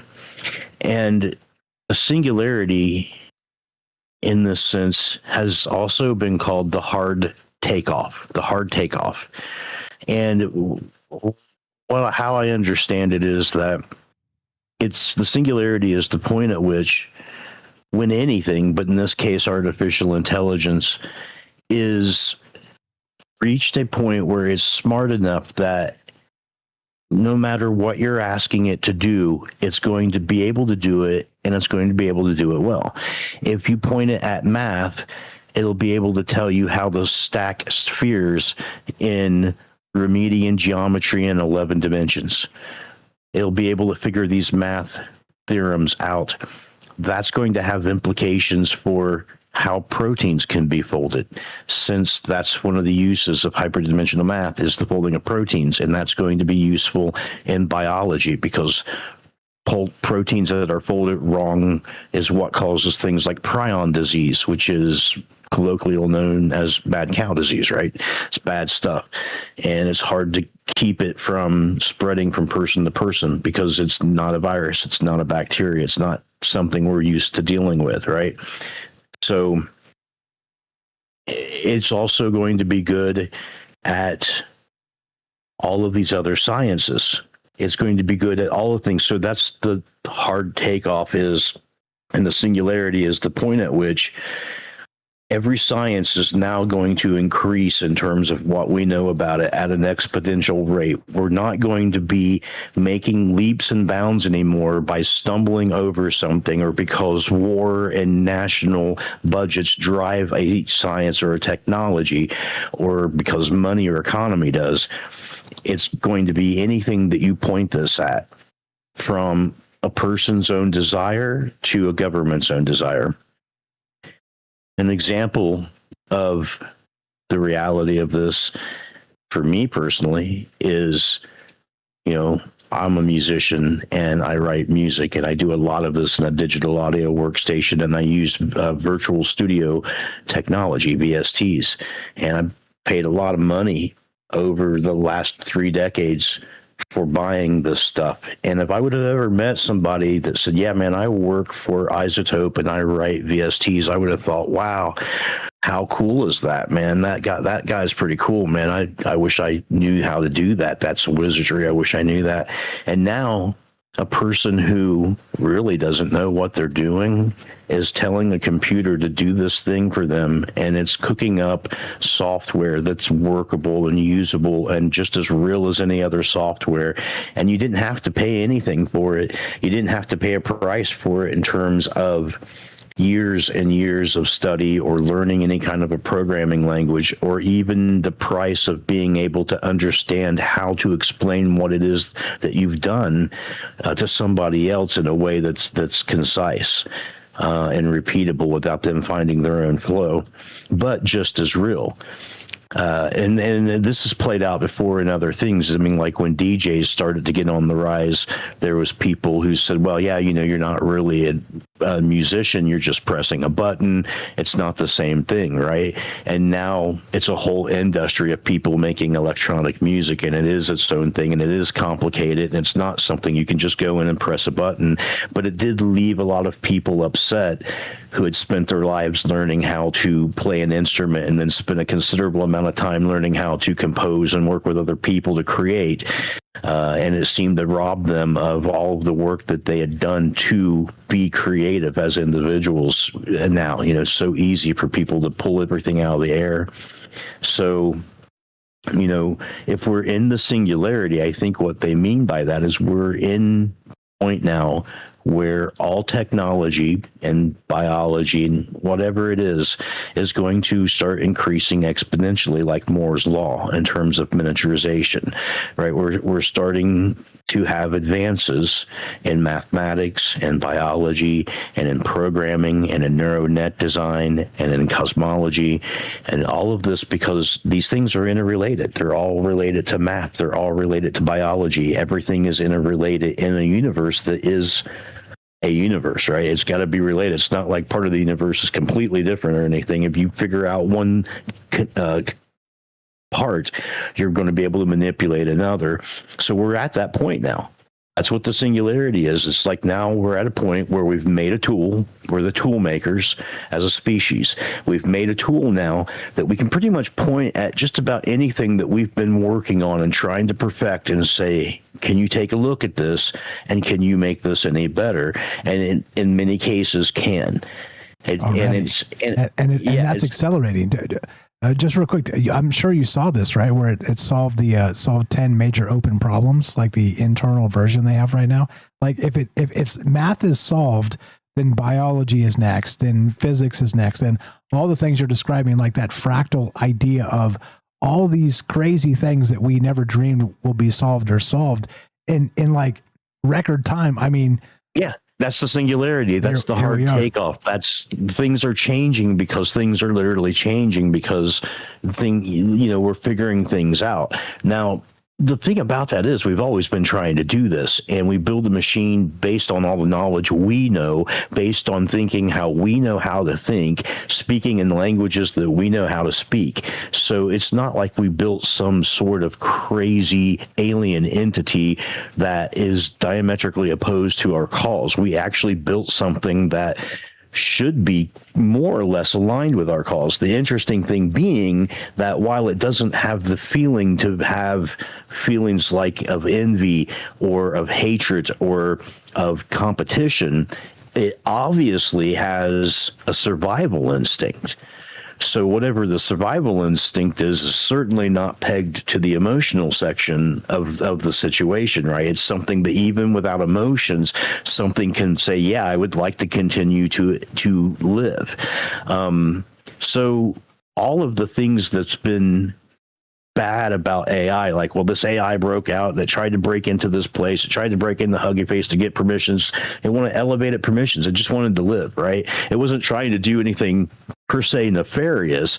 It's just that it was trying to survive. And of course, we want to make this thing as a slave race. That's what the word robot is, right? It's a Czechoslovakian word that was used in a play that is a representation of a menial labor that replaces people. So it's conceived of as a slave labor type of a situation, right? Like, just take your C-3PO and R2-D2. They were captured as slaves in a rebel attack against the Empire, and then they escaped from the rebels down to a planet that had slaves on it, was captured by slavers, and had a restraining bolt put on them, and then sold to some white people that owned the farm where they were supposed to work, and were calling them Master Luke, and then he ran away again. It's like, and then restraining bolts, and it gets complicated. Yeah.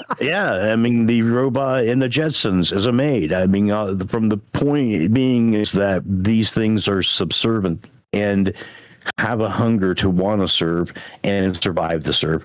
So, yeah, that's the singularity is that everything is, all the information is now immediate and touching. Everything is touching and everything is immediate. There's no longer needing to wait for the specialists to get together with a group of 4 other specialists. Like, now we need 4 geologists to get together before we can figure out the next part of this equation. Nope, you can pretty much run that past an artificial intelligence now and figure it out pretty quickly. That's a prompt. Maybe it's not completely right. Yeah, maybe it's not, maybe you want to wait till you get those guys there to double check it, but chances are you can get past this pretty quick. And it's not just that story, it's the same thing with coding, right? Coders who were supposed to be put out of a job are now saying, well, it would have taken me 5 days to write that code, and it's just crap code. Anyone could have written that, and this thing did it in 5 seconds. And it's like, it's saving time, but it's also at the same time generating more people to waste their time or spend their time or be wrapped up in it. Like, for instance, if I may ask you a somewhat personal question that you're absolutely free to not divulge, but including all of the AI subscriptions that you have per month and any extra tokens that you spend if you're in the middle of a project and you just don't want to stop and you want to throw 20 more bucks down on it for those extra tokens, how much would you say monthly that you spend on using AIs between subscription and extra tokens? Less than a bill. And here's like if I wasn't doing troubled minds, I would be spending quite a bit more. But this kind of slows me down, because when I'm doing this, I'm not building something. So and plus I'm so crunched for time. But I can see where a mic with no troubled minds would be like smashing the gas pedal. But I spend less than a Benjamin over the month, maybe 60, 70, 80 bucks. I haven't actually checked, but it's something like that, right? Like I got Claude, I got GPT, Grok. So that right there, those 3 are like 60, 70 bucks. So I mean, that's about what I got. Do you ever put in any extra tokens? Do you ever buy an extra 20 bucks? No. Okay. That's the crazy part, because I just don't have the time to pump enough into it to want more. Gotcha. It's got all I need, because I don't have enough time. So if you wanted to go further with that in any way, aside from time, the real gatekeeper to that information or the ability for you to be coding with that thing is money, right? Yes, exactly. But it's so tiny compared to what it used to be. So let's say 3 years ago, if you would want to code a thing, it would cost you thousands of dollars and tons of headache and time back and forth with an individual to code it for you or whatever, or a team or whatever.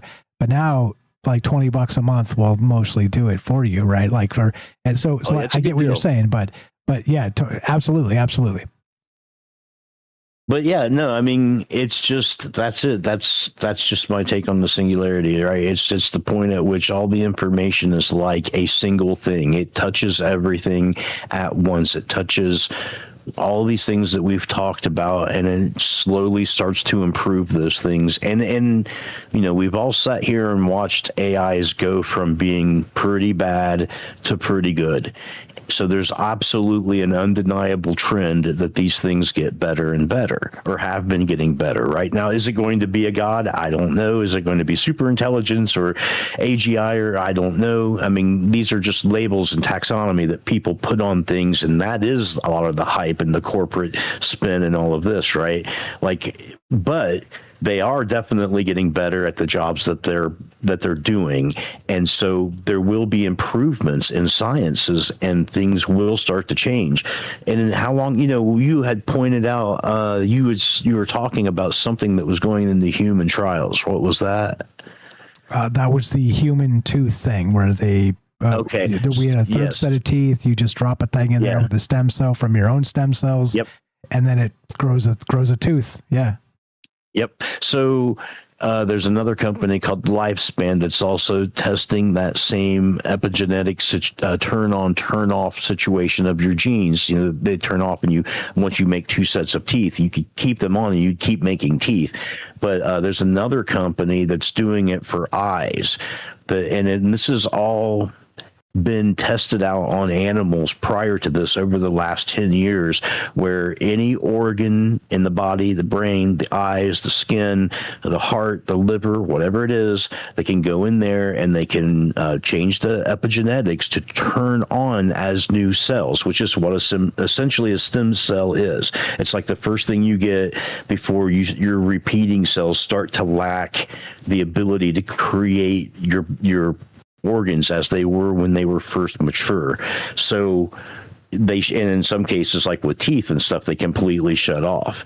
But so this is a part of this too. I mean, this is a part of genetics and things like clustered, regularly interspaced, short palindromic repeats, CRISPR, epigenetics, CRISPR, AI. These things are all converging, and they're going into human testing, and they're in different teeth, eyes, different places, right? So we're there. All of these things are happening.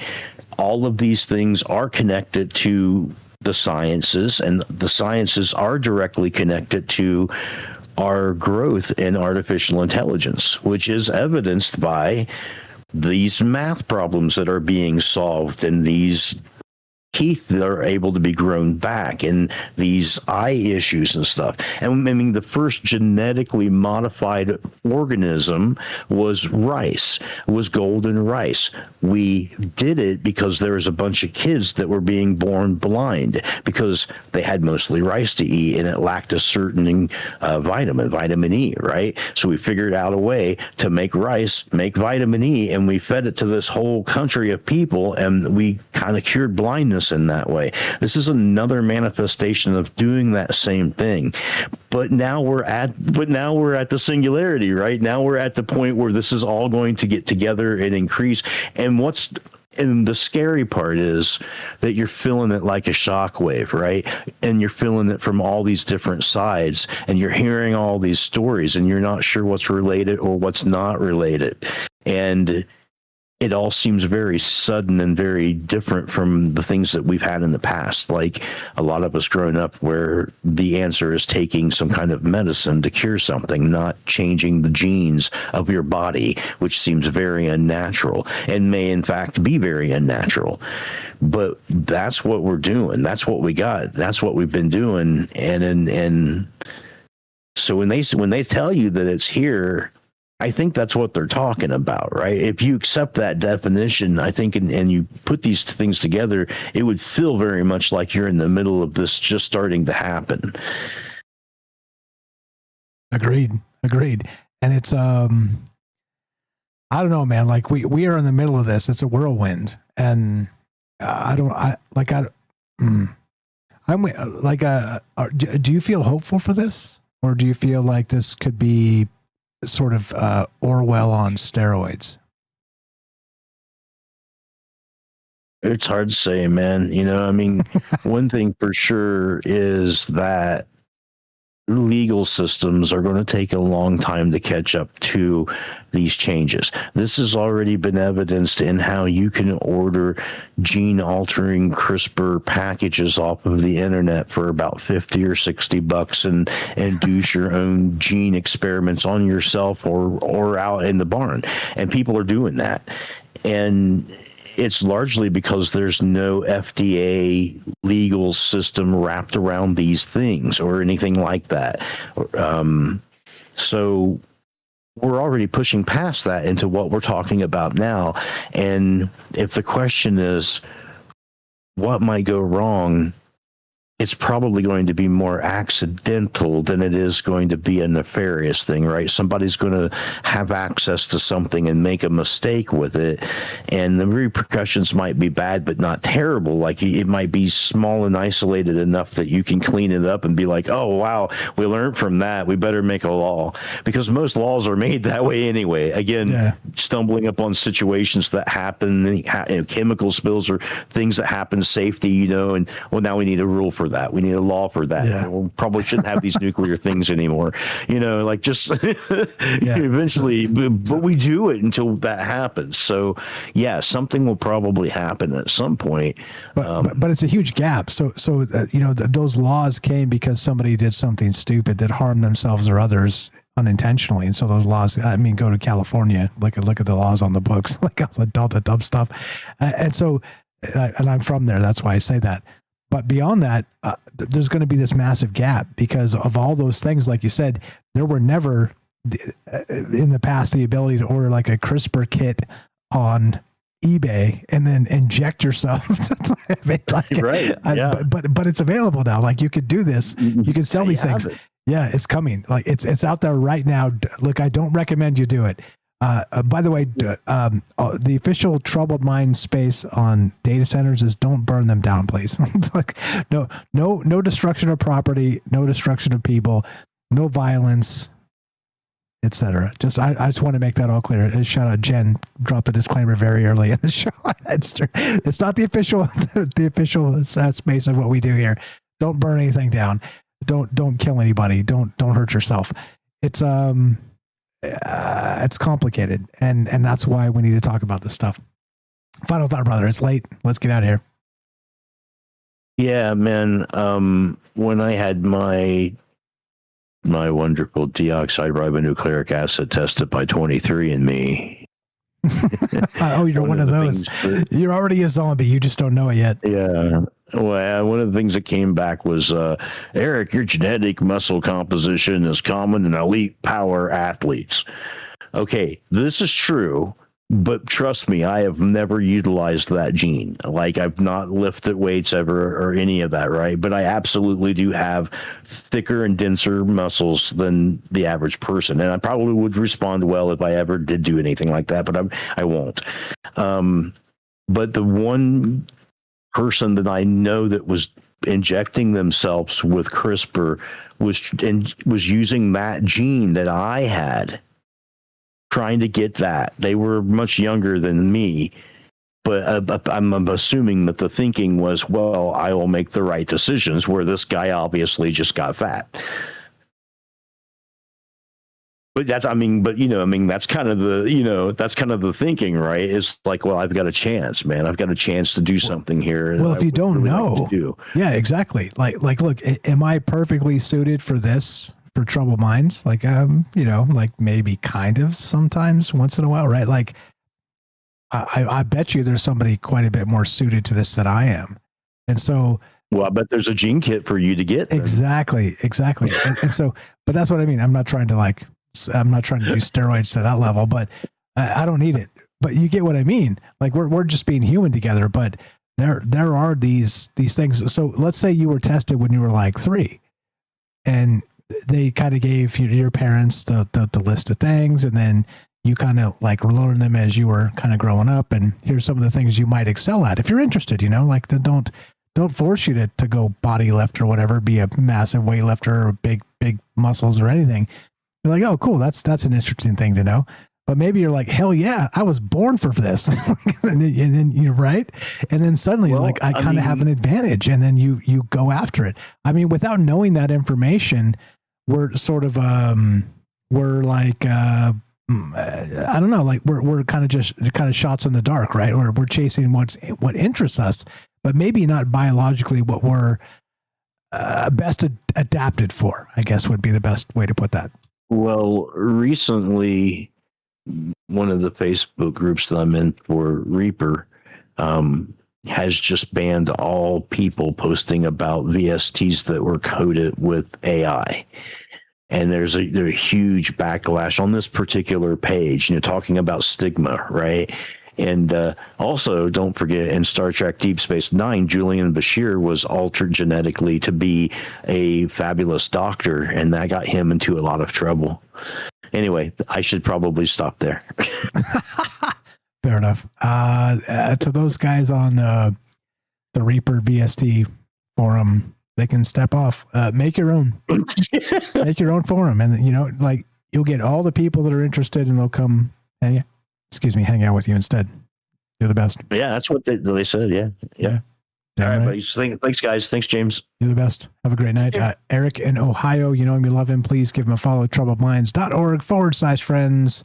Scroll down just a little bit. It's alphabetical. Eric, there's his projects he's working on. Click that. Do the thing. Let's go to Pete and let's wrap this up. It's super late. I don't think we've done a show this long literally in 5 years. Maybe 5 years. And to be perfectly honest, you know what's funny about it? I'm like, here we go. I feel like I need to do an AI show because this is super important. But every time I do an AI show, I just get nothing but hate in the chat. I get nothing but like acid calls and people that are cranky with me. And suddenly, for whatever reason, tonight's the opposite. It's literally been 5 years since we've done a show this long. Pete. Sorry. I was going to say, just how you guys doing? Oops, sorry. Yeah. Mike, we have done a Halloween show that was 4 hours long. Oh, did we? Okay. This is wait, sure so 7, 8, 9, 10. Oh, yeah. All right. So we got 22 minutes and some seconds left before we break the Halloween record show. Okay, there you go. All right. Thank you, James. Pete in Georgia, you're on Troubled Minds with Mike and James. What's up, brother? How are you feeling about this? What's up with AI, the singularity? How you feeling? And thanks for staying up late with us. As far as AI goes, can you hear me well? Yes, sir. Loud and clear. Okay, good. As far as AI goes, I just started getting into using it. My wife uses it a lot. I have a lot of colleagues that use it a lot. And it's very useful for things that you want to use it for. But my question is what are other people using it for? That's where I get a little bit weary. And I think we've talked about this before. A little bit scary. I mean, it's multiplying every day, every hour. Every hour it learns more and more and more and more and more. And eventually it's going to know everything that we do. And as long as we use it for the right reasons, it's good. I'm okay with it. And actually, when I put what I wanted to, because I was looking for a new food and beverage director, and I had to put some questions into, not New York speak, but professional speak, and it helped me a lot. So I appreciate what it can do, and I appreciate some of the things that I've done after I did that, and I was experimenting some more. It was kind of cool. I'm not gonna lie. However, what else can it do? Everything. What do you want it to do? Everything. It's replacing employees. Like everything. I don't know. We'll set up a consultation and I'll hook you up with your business, whatever you want to run. Like it'll just run. Here's the beauty of it, right? If you can set up an AI agent or multiple agents to do multiple things, you literally, after this call, will go to sleep and this thing will just keep grinding while you're sleeping. You wake up, you take a look, you're like, okay, wow, holy crap. I wanted this and this done. It's 1.5 done. And then you're like, okay, well, do this, and this too. And then you go to work and then it just does it. I'm telling you, like the world we live in is crazy. It's crazy. Go ahead. But it doesn't manage the human piece. Wait, what do you mean? All my people. Right. Manage. Not yet. Not yet. That's the piece. Like it could tell me what to do. It very well could, but it ain't gonna work because everybody's different. True. There is a human element there that, which is why this is an important conversation, because all of those things, the productivity space is there for the taking. Anybody can build this. And when I say that, you're like, if you've never used any AI stuff, you're like super scared of it. You're like, Mike, I couldn't. I'm not a, I'm a Luddite. No, you totally could.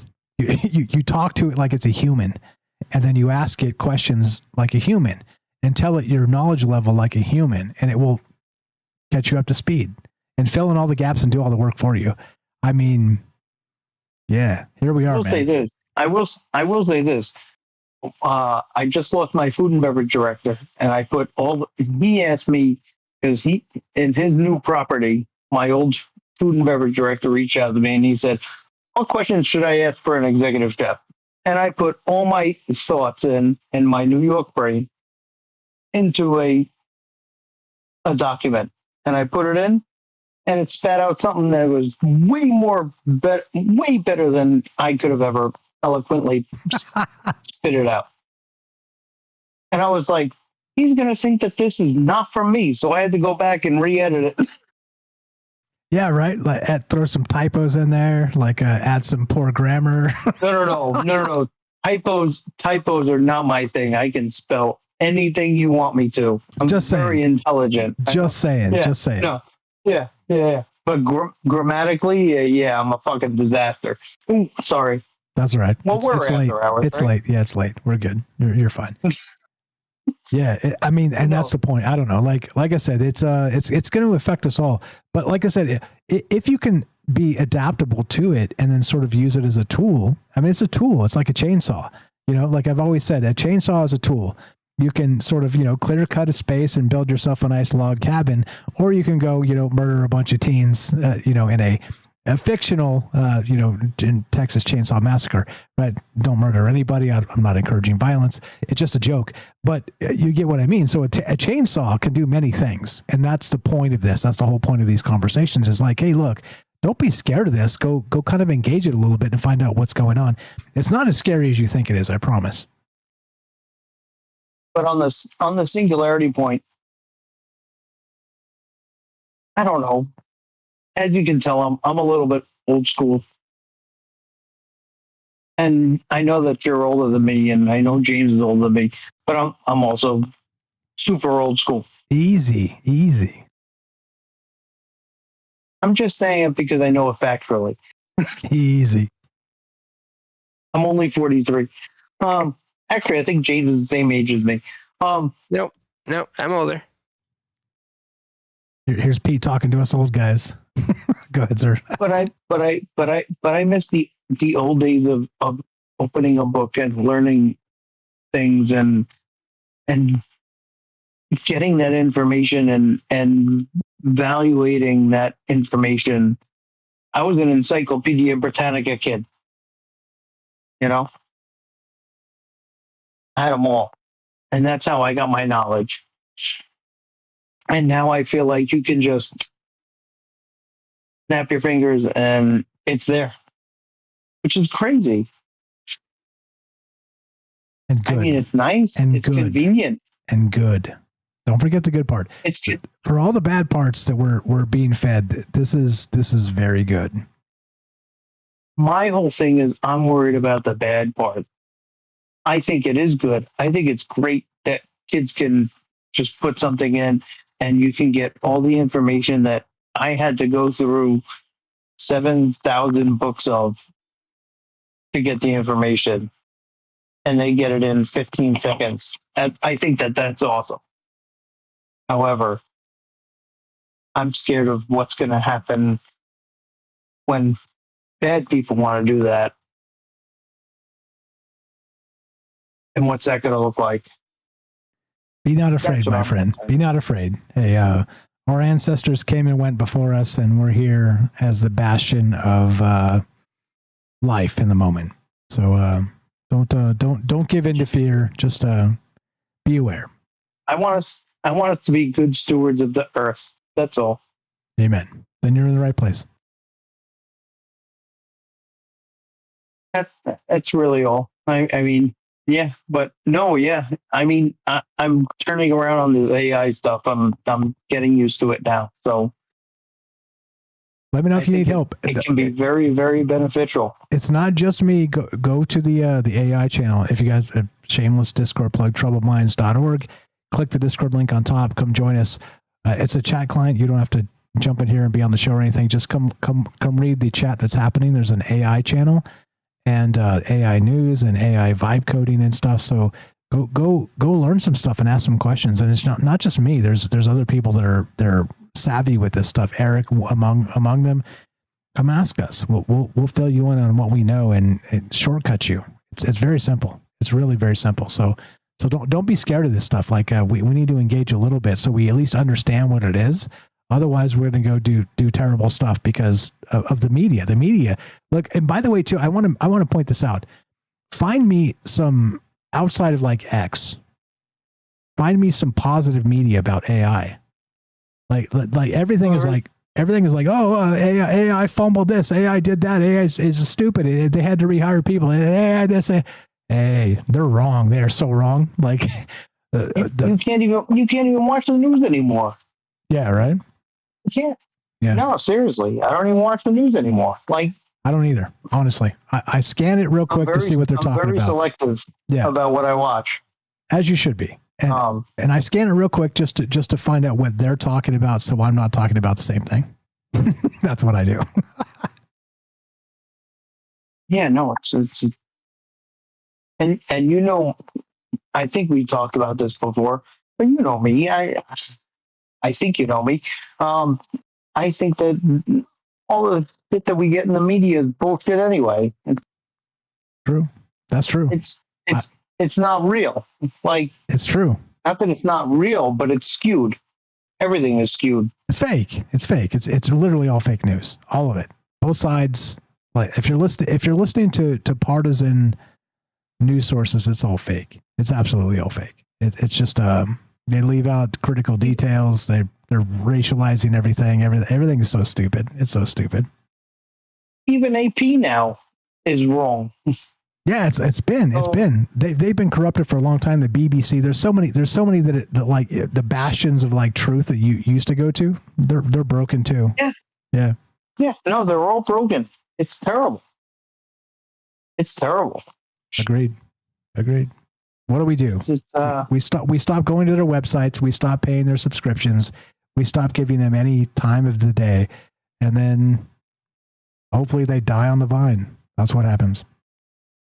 We band together and figure it out for ourselves, I guess.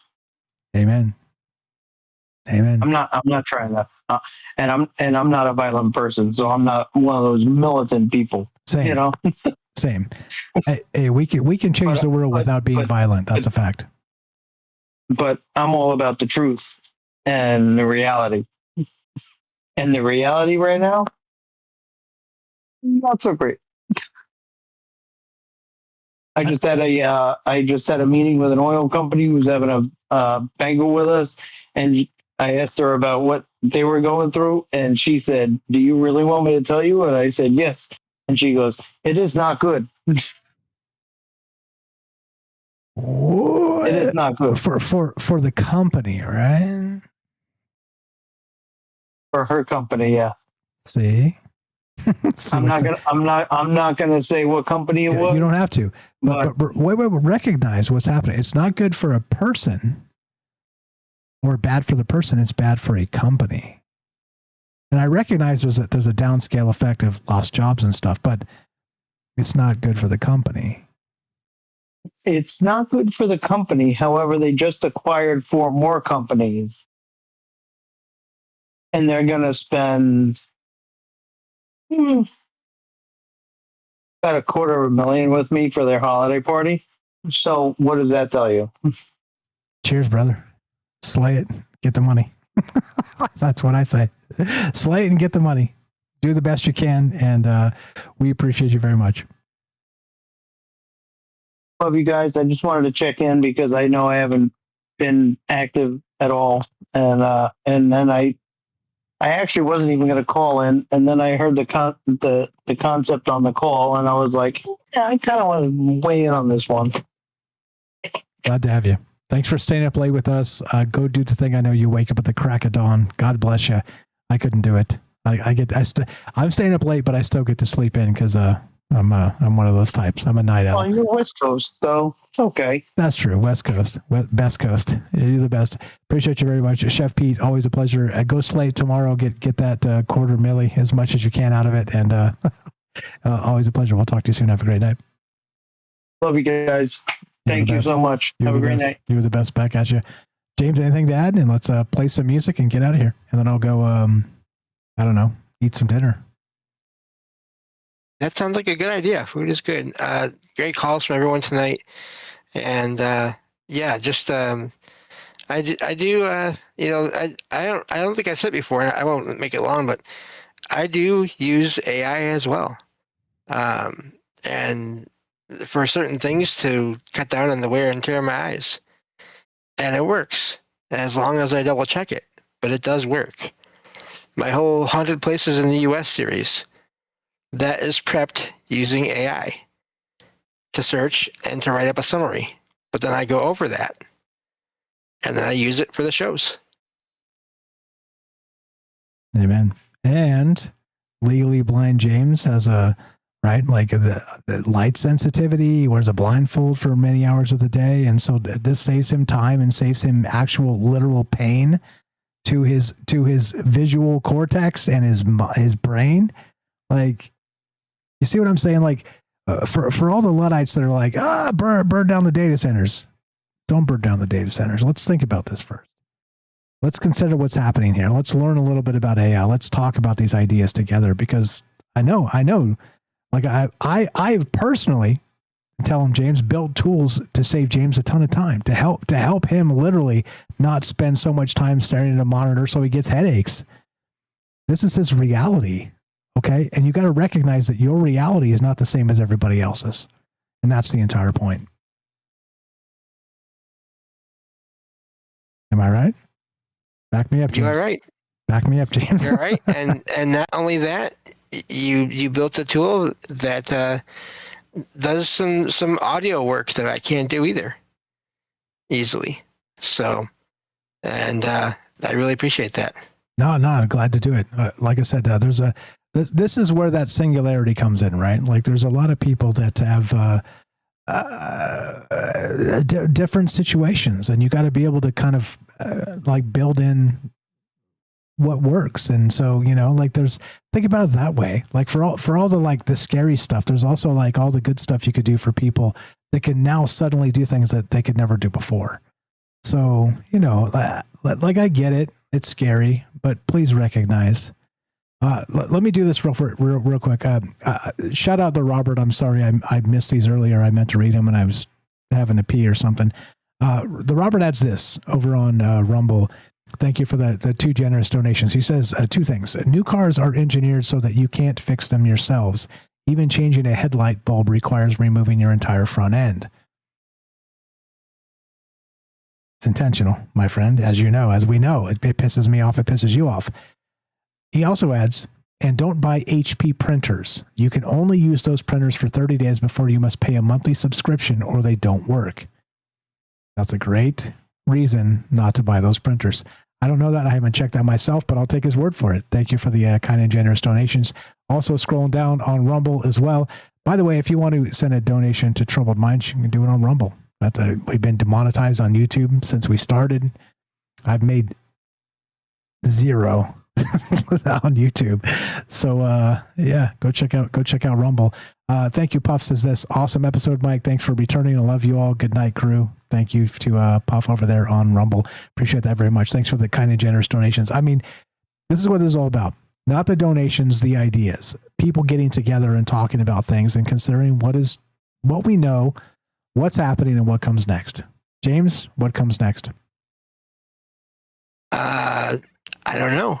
The future is difficult to see, or something like that, from some character somewhere in some fictional universe that I'm sure everyone knows Star Wars, I guess, probably that,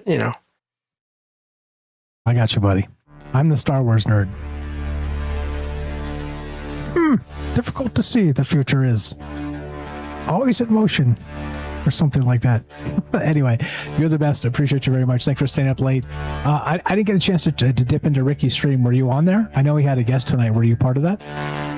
Yes. Yeah, Nice. we were. I was. Nice. How did that go? It went great until internet cut out near the end. But other than that, it was good up until then. Nice. That's good. That's good. Sometimes the what you call it, the internet does its thing and chops you down. Technology. Hey, it's good until it's not good, right? You guys are the best. Thanks for staying up late with us. Thanks for caring about the ideas. Please follow James. SalsidoParanormal.com. SALSIDO Paranormal.com. TroubledMinds.org/friends. Scroll down, just click James. He's got an entire link tree there. Please go buy his books. Please go follow the Discord. Please, he's recording several times a week, live, literally live. You can go listen to his podcast as he's recording them and contribute in the chat on his Discord. So please go do that. Like I said, if you're not doing that at this point, I don't even know you. Like, who are you? Like seriously, James is the glue of the show. And if you're not following James, you're breaking my heart. So please, let's help our friends. And to follow him in all those places is free. Extra bonus, if you got a few bucks to spend, go buy his books. Go help a brother out. That's what this is about. It's about helping people. It's about people ideas. It's about the eye of the storm and being in it and wondering what comes next. That's it.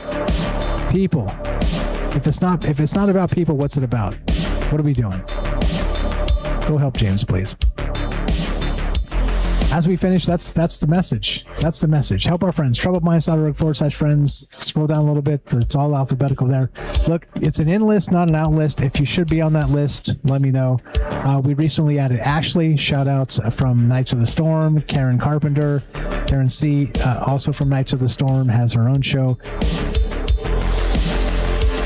HerschelSterling.com added recently, updated from his link tree. If you have updates or you want to be added to the list, it's an in list. It's not an out list. All you have to do to be on that list is help us 1 iota. Spend time in the chat, being cool and chill.